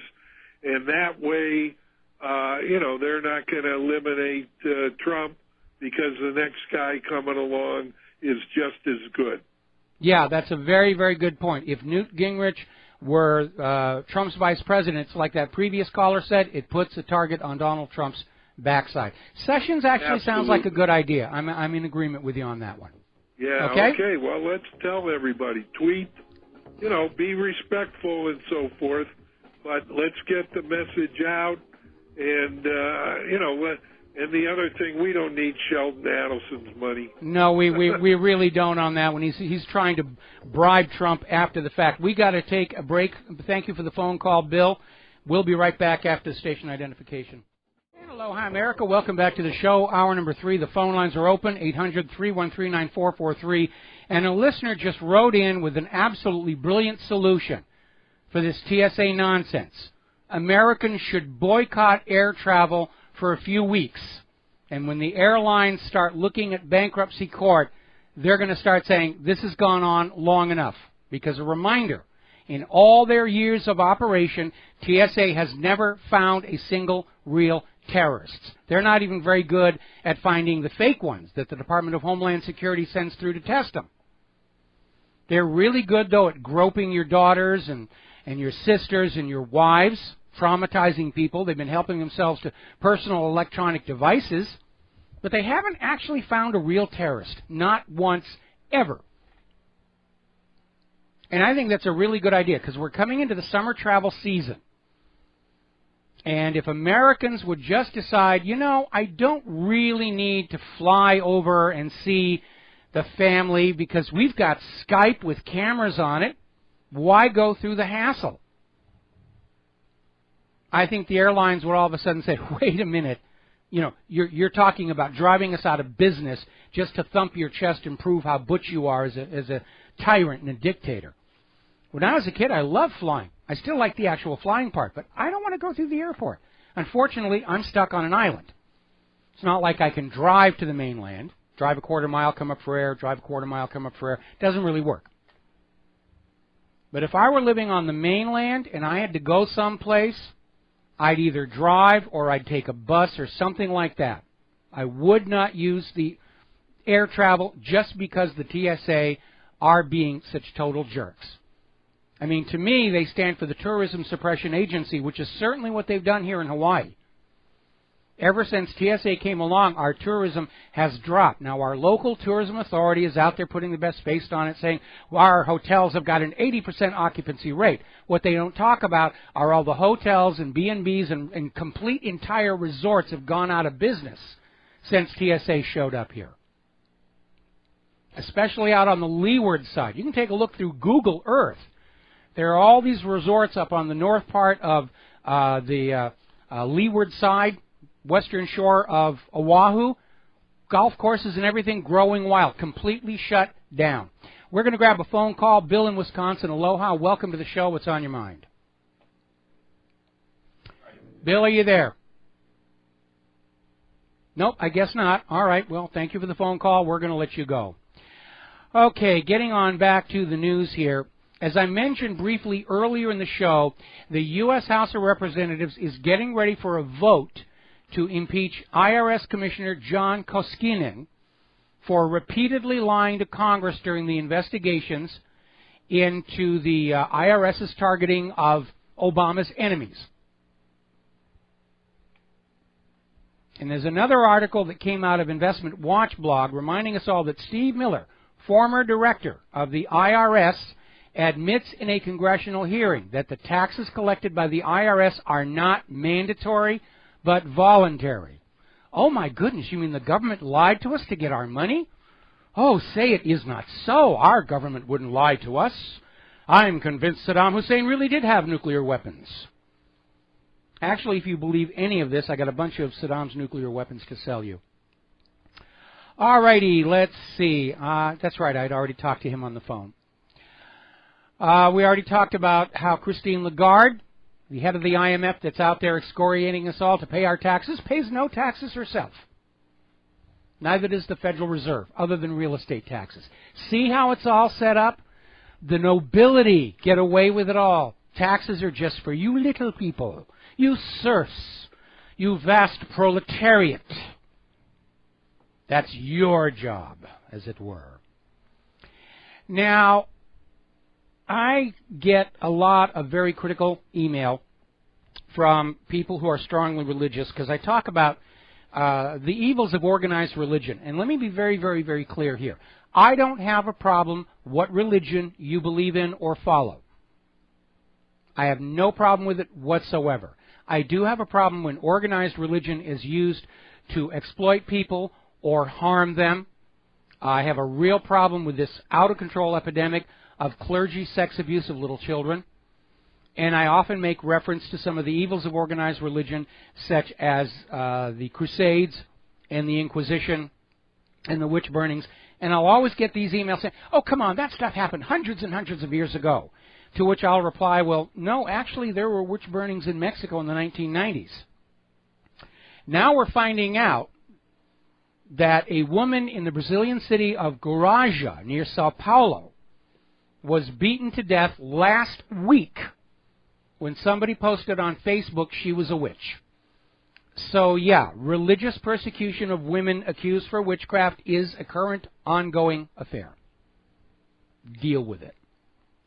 Now, there's a big stink coming on out where, along with the NSA spying on all of our electronic devices, there seem to be more and more intrusive surveillance devices just in our ordinary world. We already know about all those TV cameras looking at us. And they're reporting on these major cities have uncovered several secret operations of surveillance that have sparked outrage. Back in 2013, Seattle police were forced to deactivate a hidden Wi-Fi mesh network funded by Homeland Security. Last month, a Phoenix, Arizona resident documented a strange box on his utility pole turned out to be a TV camera from the BATF spying on him. Apparently without a warrant. He hadn't done anything. Now up in the Bay Area of San Francisco, there's an ongoing operation that simply records public conversations en masse going back to 2010. So everybody needs to start talking as if they have a terror plot going on. Use code words. Just make something up. You know. Because if the U.S. government starts thinking there are really 200 million terrorists walking the streets, that's really going to jam up the system. And again, this could all be part of a gigantic bluff. Because remember, the Nazis did it to the German people leading up to World War II. They crafted this image of the Gestapo as seeing everything, hearing everything, smelling everything, virtually reading minds to terrorize the German people into silence. The German people fell for it, and look what happened to their country. So maybe the reason this stuff is all being made public is to try and scare us into silence. Certainly not working around here. Because if you let yourself be scared into silence, if you surrender voluntarily your right to freedom of speech, they win. The reality is they cannot possibly extract anything meaningful from recording all the computer traffic, all the text messages, all the phone calls, and all the discussions on open-air microphones. They simply can't. It's a bluff. I'm sure they're spying on certain selected individuals. I'm sure I'm one of them. They cannot spy on everybody all the time. It is technologically impossible. It's a bluff to trick you into staying silent about what's going on with the wars, the economy, the corruption. Speaking of which, the chief U.S. District Judge for Washington, D.C. suddenly resigned last week when a Utah woman filed a sex abuse lawsuit against him. Kind of tells you the kind of people drawn to these positions of power and authority and wealth. They're sociopathic. Now, here's a very alarming story from the Free Thought Project. And apparently over in Albuquerque, their police department, which is already got a vile reputation for some of the out-of-control shootings of innocent people, apparently they have been trying to deal with the crack epidemic in Albuquerque by manufacturing crack and selling it to people and then arresting them, which to me sounds an awful lot like entrapment. I mean, the police are, I think, a little bit out of control. Under the civil forfeiture laws, they're stealing more from the American people than the burglars, robbers, and muggers put together. They're killing more innocent Americans than the terrorists. And now they're manufacturing their own drugs and selling them in the streets. Not quite the image of the police we got from shows like Dragnet. Now, you remember that torture report? The Senate compiled a huge torture report about what the CIA has been doing to people. There was a carefully edited excerpt that was allowed out, which was basically, see, we didn't do anything all that bad. But a lot of people think they have a right to see the full 6,700-page report. And there was a Freedom of Information Act request filed for it, which was turned down because apparently reports by Congress are exempted from the Freedom of Information Act request. Congress's attitude is none of your business. And the argument was building up toward a possible Supreme Court confrontation. But now the Central Intelligence Agency has admitted that quite by accident, they destroyed their only copy of the 6,700-page torture report. The report and a hard disk copy of it were accidentally destroyed all the way last summer. Golly gee, with no backups, nothing. Is our face red? We're just so surprised. Maybe it was on Hillary's server, or maybe it was on Lois Lerner's hard drive. Right now, there's a big market for hard drives for the government that fail when needed. Hard drives for those documents that are legally required to be saved but never should see the light of day ever again. All right, we're going to take a phone call here. Al in Canada. Aloha. Welcome to the show. What's on your mind? Hi, Mike. I hope you and Claire are well. We're doing great. You were just talking about these hard drives that quote-unquote fail. I've had a RAID 5 array for 5 years now, and I haven't had one of them hard drives fail. For people that don't understand how RAID works, I have 4 disks. They're 1 terabyte each. Altogether, it's 3 terabytes. If one fails, everything, I still have my data. Yes. But I can hot swap the drive. And, of course, governments have these. So to say that a hard drive failed, is an absolute fabrication. And to say that they didn't have a backup copy, I mean, that's even more ridiculous. I mean, that's what we were getting from Lois Lerner when all the records related to the IRS targeting of Obama's enemy disappeared because her hard drive crashed. And, oh, gee whiz, we recycled the backup tapes, and we just fired the company that was doing the independent outside backups. I mean, it's patently ridiculous on the face of it that this happened. They're basically just saying, yeah, we tortured some people, and that's all you need to know. Mike, I can tell that it's so ridiculous. Just by the sound of your voice, I know you know it's a total fabrication. Of course it is. Of course it is. This one rates 6 Pinocchios.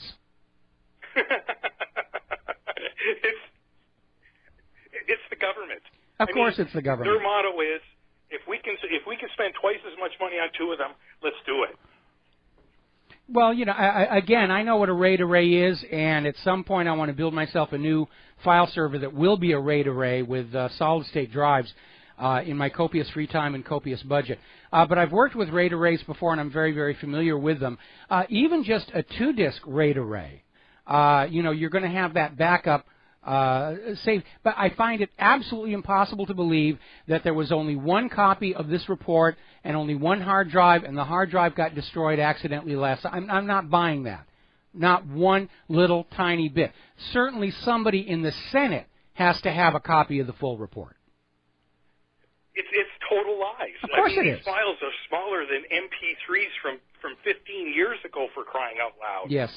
I mean, you'd have to be a total idiot to believe that, oh, the hard drive failed. We don't have we don't have a backup because you know, that was destroyed too. Well, you know, right. if there's this new book supposedly coming out by Congressman X, where apparently that's the view in Washington D.C., is that we are all naive idiots and will believe anything that we're told by the corporate media, and that is a very, very dangerous delusion if it's actually true, because it's going to lead them to make an irrevocable mistake, and every tyrant in history leads up to that. They'll make that one step too far that triggers the backlash, whether it was Charles I, Louis XVI, or Mussolini, or any of those Celtic kings whose bodies keep bobbing up to the top of the peat bogs all over Britain.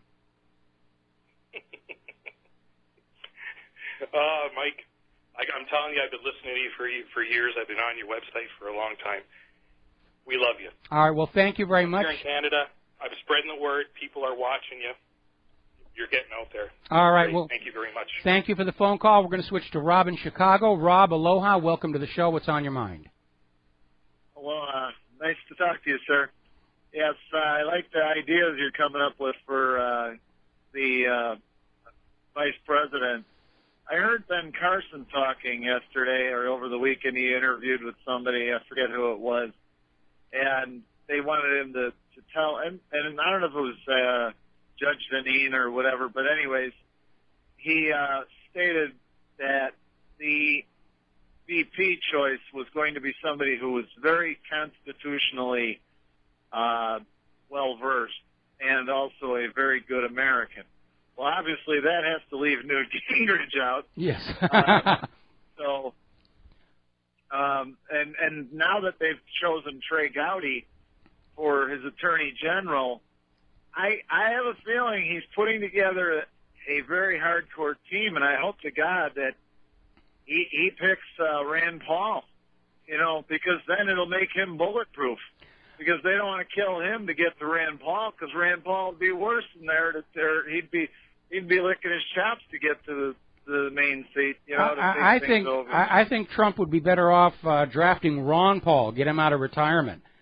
Rand Paul has a history of selling out his principles. Paul, I'm sorry, I meant Ron Paul. Ron Paul. I'd love to see Ron Paul as Trump's vice president, and you know, Donald Trump, if you're listening, I'd like NASA. That's in serious need of a reform. And but no, Ron Paul. I'd love to see Ron Paul as Donald Trump's vice president. Well, that would make both of them bulletproof, because nobody would want to take out either one of them, because the other one would be just. You know, but you know, obviously, the key to all of this is that our country, I'm telling people point blank, with 3 candidates that are left, our country is going to go through some serious convulsion. I agree. And it doesn't matter which one of them it is. And, I mean, that's almost as bad as when I was talking to Tom Lacavera and Bruce one day. I was telling them, I was trying to get the point across. You're familiar with Dr. Deagle, right? Oh, yeah. I've known him for years. I said, well, he would be a perfect person to have in a position of the health and wellness sector. You can kiss goodbye all the rest of Big Pharma and everything once he's done doing that. I mean, because he could, and you get people like Mike Adams out of the Health Ranger. That guy would be, great tag team with him, because he knows all the lab stuff. We literally, the people have to just get angry enough to tell him we're taking it back. whether you like it or not. I agree. And, it's time to get angry. It's time to just get red-faced, out of control, enraged here. And we can talk about getting certain individuals into the government, but the first thing you have to do is sever the direct financial links between corporations and the government agencies that are supposed to be overseeing those corporations, because that's the corrupting influence. There shouldn't be any big pharma money going into FDA, USDA, or CDC. That's how they got compromised. The U.S. government wanted to spend all the money on war, so they let the corporations take over the funding of the agencies that are supposed to exercise oversight, and that's why we're in the mess we're in right now. Right, and one other thing I did, you mentioned the CDC. I heard that, and I don't know if that's true, but that they are a private corporation just like the Federal Reserve. Yes, they are. They're not even a government agency, but it's, you know, we're paying them blood money to tell us how to jump and how high and when to be scared. Actually, CDC gets the vast majority of its funding from private pharmaceutical and medical corporations. And they like to have a .gov on their URL, but again, it's no more federal than the Federal Reserve, which is no more federal than Federal Express. It's part of this encroaching corporations as government. Yeah, and I feel that once the whole veil comes down, I think we'd be losing a whole lot of agencies and potentially we've got way too many of them as it is right now. All right, we got to take a break for commercials. Thank you for the phone call, Rob. We're going to be back with another phone call after these few words. Aloha, America. Welcome back to the show here. We're going to go to the phones here. Henry in Connecticut. Aloha. Welcome to the show. What's on your mind? Yeah. Yes, hello? Yes, hello? You're on the air. Yeah, I wanted to, well, two things. The guy that calls from Canada, I'm calling about the IRS, but the guy calling from Canada, he mentioned something about, what is it, roto-raid? Flash drives? I never heard of it. That's what I'm asking. Okay, no, he's talking about a RAID array, meaning an array of disks, and RAID is spelled R-A-I-D, which is an acronym for the system, and what it does is it takes multiple hard drives and it links them together into a single storage volume. And the idea is that if just one of the disks in the RAID array fails, the data is not lost because you can throw a new hard drive in there and what was on that missing drive is rebuilt from the information on the others. And it's a very secure, reliable system of storage. Okay, but it's called RAID-O-Ray. RAID and then the O like... No, the array, like an antenna array or a disk array, A-R-R-A-Y. A-R-R-A-Y. Okay, RAID array. Yes. With two R's. Okay. Right. Yeah, because you mentioned something about a terabyte. Because I was wondering, you know, with the new computers now, I wonder if they're probably way more advanced than the ones, which I presume they are, more data than the ones in 2002 or 2003. They are very much so, and he was talking about terabytes, not tetrabytes. Terabyte disks are now becoming the norm, but you have to have one of the newer 64-bit machines and operating systems to use the full surface, or you have to partition it into smaller pieces. But you can talk to your local Geek Squad about setting something like that up, okay? Yeah, I want to mention about the IRS. You mentioned the director there under Obama. You know, that's the same thing that Hillary did. Yes. Yeah, Hillary did. But did he say that the income tax is voluntary? Now, no, you're confusing the two different ones. The guy who's being impeached is the current head of the IRS. The other article, and it's on the front page of What Really Happened, was a former assistant director, was in a hearing before Congress talking about this idea that taxes are voluntary, not mandatory. And it's a very gray area, and if you have not already seen it, you need to hunt down a documentary called America From Freedom to Fascism. It was produced by Aaron Russo, who's an experienced Hollywood producer. Yeah, well, basically it lays out in there that the government has fibbed in order to grab access to your wallet. Right, but here's the thing. I also found out Reagan also lied. I mean, I was too young to vote for Reagan, way too young. But Reagan also, even though I sound older, Reagan also lied because he tried to make it look like the income tax go to pay welfare and the Congress and stuff, the things that people need, right? Yes. And it turns out, and William Cooper covered, that the income tax doesn't go to pay any of those things, including the money to Israel, which we don't need to do.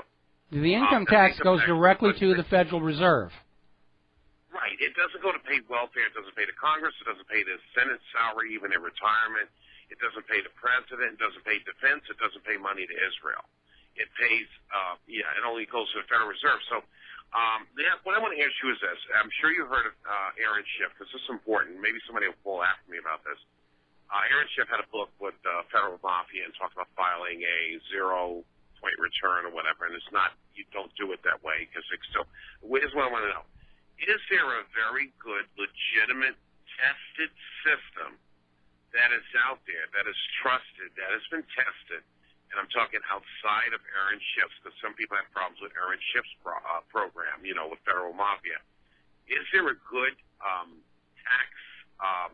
IRS tax system that somebody could use where they file certain papers to get out of the income tax? Because I know that it can be done, but the problem is there's different systems out there, so basically, end up in jail anyway. Okay, I got to cut you off because we're coming up on a commercial break. Yeah, you go down to Panama, you find a law firm like Fonseca or whatever the heck its name was, and you hide your money in these tax shelters, and you don't even need to go that far. Where, in fact, it looks like there are more of those tax shelters inside the United States than anywhere else. We've become a worse tax haven country than even Switzerland has. And if you hide your money there, then you don't pay taxes on it, but you have to be above a certain level of wealth to take advantage of it. Okay, we got to take a break for commercials. Thank you for the phone call, Henry, and we'll be right back. And aloha, America. Welcome back to the show. And I've had a couple of alert listeners write in to remind me that RAID, as in RAID Array, stands for Redundant Array of Independent Disks. And yes, that's exactly what it does. It's a way of guarding against losing data from a single hard drive failure. And they can be anywhere from just 2 disks mirroring each other up through 4, which is common. When I worked, one of the companies I worked for here in Honolulu had an 8-disk RAID array. That one had some issues. Lowest bidder. All right, we're going to take a phone call from Harold in Boston. Aloha, welcome to the show. What's on your mind? Hello, Michael. I'm just a big fan of yours. I follow you from network to network for years and years, and I just want to say I think your show is the greatest public service announcement America could have. Well, thank you very much for those kind words. And, you know, I just was going to mention a couple of things. This was about a month or so back. You had the lovely Lady Clara on, and she has such keen insight on many things, because I know you're so busy you can't do everything, but it's really nice when you have her on. She was talking about the Armenian genocide situation, which she was right on. She's on pretty much every Friday in the 3rd hour. Yeah, I try to call in, but it doesn't seem like she takes many calls. I don't remember. We take calls. I don't remember your calling on in. But, I mean, you can give it a try, you know. Yeah, I was on hold. But I was going to talk to you about Trump, and I think Trump is disenfranchising a bunch of people by continually talking about he's going to have Gingrich and he's going to have Christie and all these neocons surround him. And, you know, I think he's beginning to forget the reason he's where he is because of the Ron Paul people. Okay, Harold, you weren't listening earlier, okay? There's a lot of people out there trying to make statements on behalf of the Trump campaign who really don't have grounds to be making the statements. And until it comes out of Donald Trump's mouth or one of his approved spokesmen, you got to take it all with a grain of salt. Because a lot of these people are out there, they're trying to sort of force the issue. Newt Gingrich would... Can I mention? Yeah. Can I mention something? Well, this was Dr. Ben Carson. I'm not sure that Ben Carson is... I mean, first of all, Ben Carson thought the pyramid was built to store grain in. So, I mean, I wouldn't be listening to him anyway. Well, okay, I just wanted to run it by you because I give your words such, you know, your insight such a high regard for me personally. And I know many people that feel the same, so I always like to hear your perspective on things. And thank you for taking my call. Well, thank you very much for the phone call. All right, and we're going to let you go. Now, as I said before, as we get closer to the convention and it's more and more obvious that Trump is likely to be the nominee, barring the unexpected, a lot of people are trying to make claims on behalf of Trump.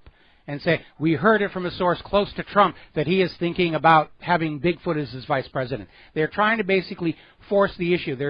I'll give you a hypothetical. Newt Gingrich's people get on out and start talking about Newt Gingrich as a potential VP. They're hoping that there'll be a swell of popular support for that so they can go to Trump and say, look, a lot of people would sign on if you made Newt Gingrich your vice president. That's what's going on. Politics as usual. Okay, now then, all over the U.S., upper Midwest, New England, snow. Some Michigan cities waking to snow. One of the cities in Michigan has not had snow on May 15th since 1973. Another article coming out of the Weather Network. Snow fell in parts of Ontario Sunday. Many residents in disbelief. Snow flurries, cold weather descend on parts of western New York. Flurries seen in parts of Genesee County Sunday morning. A snowy, frosty start to the 50th annual Flower Day in Detroit. It's the middle of May, according to the calendar. Snow and frost in southeast Michigan morning. Temperatures fell to near record lows on Sunday morning in the Northland. Snow falls in northeast Ohio during Sunday's Cleveland Marathon. Record-breaking snow in northern Maine. New England gets record spring snowstorm. And I love the headline on this one from CBC. Welcome to Mayuary. Snow falls across northeast. So what do we get in the corporate media? Well, over at the Daily Mail, they're out there. It just keeps getting hotter. Global temperatures show April is the 4th record-breaking month in a row this year. All according to NASA, which stands for Never a Straight Answer. You know, NASA, the people who used to be able to send men to the moon, used to be able to put people in orbit, they can't do that anymore. So they justify their continuing budget by signing on to the political agenda. Oh, it's hot. We've got lots of expensively produced graphics and charts and computers to tell you that it's just broiling out there. And all that white stuff falling all around your heads, that's not really snow. It's white lumpy rain. It's your You're just imagining all that snow. You're just imagining, take our word for it. We're the government. We wouldn't lie to you. It's the 4th hottest month in a row. It's broiling out there. You need to pay a carbon tax, and you need to let us tell you how to run your life, which is the real agenda behind global warming. Very interesting article out of Journal Neo reminding us all that more CO2 in the atmosphere is actually a good thing. Contrary to the EPA's declaration that CO2 is a pollutant, it is an absolutely essential component of the cycle of life here on Earth. It's plant food. If you go to commercial greenhouses, they add carbon dioxide inside because it makes the plants grow faster, taller, and produce more saleable crop. Botanists are already noticing that the slight increase in atmospheric CO2 is leading to a greening of planet Earth. The edges of some deserts are starting to make their way back in. The more carbon dioxide is, the more plants will grow, the more food we'll have, and that is a very, very good thing in a world beset by famine. Now, interestingly enough, this whole human-caused global warming nonsense did not start with Al Gore. He just hopped on board. Believe it or not, this all started back in 1975 when they were still screaming about a coming ice age. And this conference was organized by Margaret Mead and set as their agenda selling the idea that man-made emissions of carbon dioxide were endangering the global climate. And you need to remember, Margaret Mead's entire career and fame was built on politically correct hoaxes. When you're claimed to be a scientist, in her case she's an anthropologist, or she was an anthropologist, she's not with us anymore, thank goodness. And her entire reputation and career was based on this book she wrote, Coming of Age in Samoa, which turned out to be complete bunk. But it supported the liberal philosophical principle that you can re-engineer the minds of human beings by re-engineering their environment. And so she was lionized and lauded as a hero of the liberal establishment. But her book did not stand up to independent verification. It was just an absolute joke. All right, we're going to grab a phone call. Joel in Wisconsin, aloha, welcome to the show. What's on your mind? I don't know how far back they go, but the record low for where I live in Wisconsin, which is La Crosse, Wisconsin, where I grew up, the record low was 26 degrees for February. That's what it's recorded. And Saturday night, Sunday morning, it reached that record low. Again, now, if the Earth has been warming for 30, 35 years, I just wondered how come we reached a record low. Well, you know, it's funny. I put up this video from one of Lewis Black's comedy tours from back in 2007, which was a brutal winter. And this 7 years after they were saying snowfalls were a thing of the past. And he's out there saying, where's the global warming when you really need it? And I'm sure all these people all across the upper Midwest and New England and into Canada are saying the same thing. This is May. The official start of summer is 1 month away, and we're still getting snow. And we're getting frost. Yep. Okay. I'd sure appreciate the global warming if it was real. Well, we'll get Al Gore to come on out there and make a big speech. That's good. That should do it. There's a lot of hot air in him. Absolutely. Thank you very much for the phone call. Now, down in Flint, Michigan, as you know, that is still the epicenter of a growing national scandal that the water coming out of our faucets in our homes is not safe to drink. Now, you can go online and you can get a testing kit for your water for about $20. I got one out of eBay. It tested for lead, microbial content, about 6 or 7 different things. And where we live on Oahu, we've actually got very good water. The only test that was in the red was the hardness of the water, which makes sense because we're sucking it out from inside an extinct volcano. But other than that, we're fine. All across the U.S., they're finding drinking water is unsafe. High levels of lead, high levels of other contamination, high levels of unmetabolized pharmaceuticals that are flushed down toilets, not captured by the water processing plants, and are coming out the drinking fountains in public schools. Maybe that's where some of this gender confusion stuff is coming from. But the Michigan government has sprung into action, and they're announcing that Flint water customers can expect a price hike on water service soon. The water is going to cost them twice as much, which will mean they'll only drink half as much of it, so you can't say we're not trying to deal with the problem. The problem is this should never have been allowed to happen in the first place. Our government has deteriorated into playing fireman. Everybody loves a fireman. He shows up when your house is on fire, throws water all over everything, chops holes in the walls, and gives you back maybe half of what you had the day before, and he's a hero. But the guy who came around 2 weeks ago saying you better tape up that frayed electrical line, he's a pain in the neck. We need to get away from that. We need a government who is that guy saying tape up the frayed cord, get rid of those oily rags, and stop thinking that our government is a hero when they let things go to heck and then come on in and make a frowny face and say, well, this was bad. Whether it's the Flint tap water, the Gulf oil disasters, Hanford, Whip, San Onofre, Indian Point, all of these things are falling apart, and the government has allowed it to happen. And then they show up and they make a stern look and say, well, this shouldn't have happened. We're going to find somebody to publicly pillory to punish for this. That's not how you run a country. That's how you run politics. But that's not the proper way to run a country.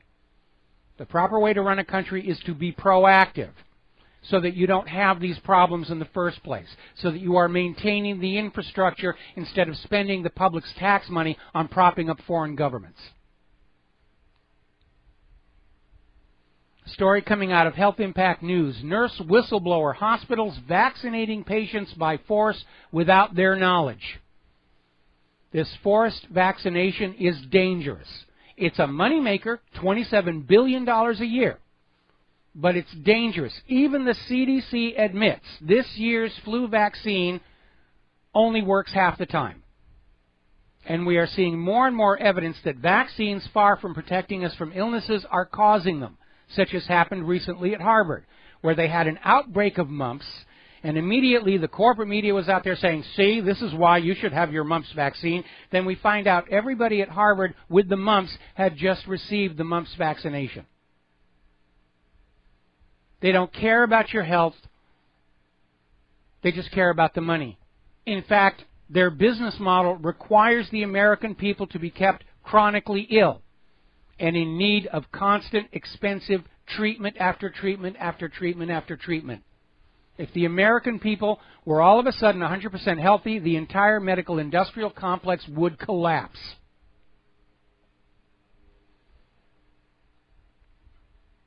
Story coming out of activistpost.com. There was apparently a woman up in Detroit who is currently in court over the government's demand that she allow her daughter to be given this very dangerous antipsychotic drug. Now, if you go over to ssristories.org, you will see case study after case study how prescription psychiatric medication has dangerous side effects. Suicidal tendencies, birth defects, heart problems, hostility, violence, aggression, hallucinations, delusional thinking, homicidal indications. And the government is mandating this daughter take the medication. They actually sent out a SWAT team and an MRAP to scare this woman into accepting this shot into her daughter's arm. If we have one inalienable right over any other, it's control of our bodies. What we eat, what we don't eat. What medicines we take, what medicines we refuse. We live in a nation where we are being told that we must eat GMO food because it's profitable. We must allow our children to have 60 vaccinations because that's profitable. And if it makes us sick and harms us, that's another profit opportunity. Because now you have to go back to the doctors and get treated for the side effects. And if the new treatment gives you more side effects, we've got a pill for that. Story out of Patriot Rising. Pfizer vice president comes clean and tells the truth about pharmaceutical countries. Pharmaceutical companies. Saying that basically the entire medical educational establishment in this country has become hijacked by these pharmaceutical corporations. They provide free learning materials and reports to medical students, all of which are short-term studies that support the sales of their products. Long-term studies indicating problems never reach the medical students. Unless they're willing to go on out and look for themselves on the internet, they don't know about this stuff. We're the most medicated society on earth. And as a result, our overall health as a population is in serious, serious decline. Got to take a break for commercials. Back with the last segment of our program after these words from our sponsors. Oh, wait a minute. I'm sorry. My mistake. I misread the clock again. Apparently, consumers have filed a lawsuit against Quaker Oats over their claim of 100% natural because their products are testing positive for glyphosate. That's not a natural component. And if they're using glyphosate, it means they're using GMO seeds. Because glyphosate is paired with the Roundup Ready wheat, corn, whatever else. As you're probably already aware, there's been a major food recall over a listeria outbreak involving CRF Foods. It's just been expanded. It's absolutely huge. I'm wondering if CFR is the target of a hostile takeover, because one way you can take over another company inexpensively is to sabotage that company's products and destroy them in the media. Now it's time for a commercial break. We'll be back with the last segment of our program after these words from our sponsors. And aloha, America. Welcome back to the show here. And boy, by the end of 3 hours, with the shorter commercial breaks and everything, my brains are getting fluffy. So I hope you'll forgive me the occasional slip up and misread of the clock and everything. It's a lot of hard work out here. I am getting emails from people all over the upper Midwest and in Canada saying that they are utterly amazed. For the first time in their life, they're having to turn the heat on in their homes in the middle of May. They've just never, ever seen it before. Now, what is going on here? They've been screaming global warming, then they tried to rebrand as climate change. But the problem is they're after a carbon tax. And if the world is getting colder, taxing carbon absolutely will not work. That's why they're back to pushing global warming like that nonsensical piece out of NASA, fourth hottest a month in a row. What's controlling climate on Earth is not human activity. It's not CO2. It's not your plastic bags. It's not your SUV. It is output from the sun, which is not a constant. It fluctuates over time. And right now, it is in decline. There are overlapping solar cycles, the 11-year cycle, sunspot cycle, 22-year magnetic cycle. There are indications of 60 and 120-year cycles. We've only been able to study the sun scientifically for 100 years. So we don't know about the longer period cycles. We do know that there was an event called the Maunder Minimum. And it was named for the astronomer who noticed that the sun went through an extended period without any sunspots. And it coincided with the Little Ice Age. And it looks like we're heading into a repeat of that. Now, back in the 1990s, when the world really was getting warmer, that's when Al Gore hopped on board, and like any other politician, he took something that was happening naturally, declared it a crisis, and offered to sell you all a solution. I will save you from global warming if you will buy my carbon credits and pay carbon taxes. And then at the end of the 1990s, the world started cooling. It's been cooling steady ever since.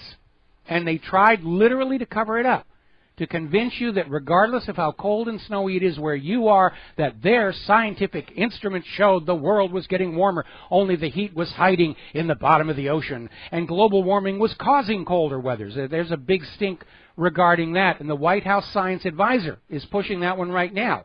Global warming causes colder winters. So people at the White House, do me a favor. Take a pan of water, put it on the stove on a back burner on low heat. When it freezes solid, get back to me. But Obamacare did not deliver the windfall in new tax revenues the government needed. They're desperate. That's why they're trying to convince you that you have to pay a carbon tax to save planet Earth from you icky-poo human beings. What Earth needs to be saved from is the war machine, which is burning up more fossil fuels than anything else, plus the depleted uranium, plus poison chemicals, plus all of that. That's what the Earth needs saving from, the warmongers. Okay, there's our music. Time for me to get on out of here. I'm doing Jim Goddard's show up in Vancouver. We'll be back tomorrow here on the Genesis Republic Broadcasting. I told you I was fluffy. Now my wife's laughing at me. Republic Broadcasting, Republic Broadcasting, Republic Broadcasting. We'll be back tomorrow. Aloha, America.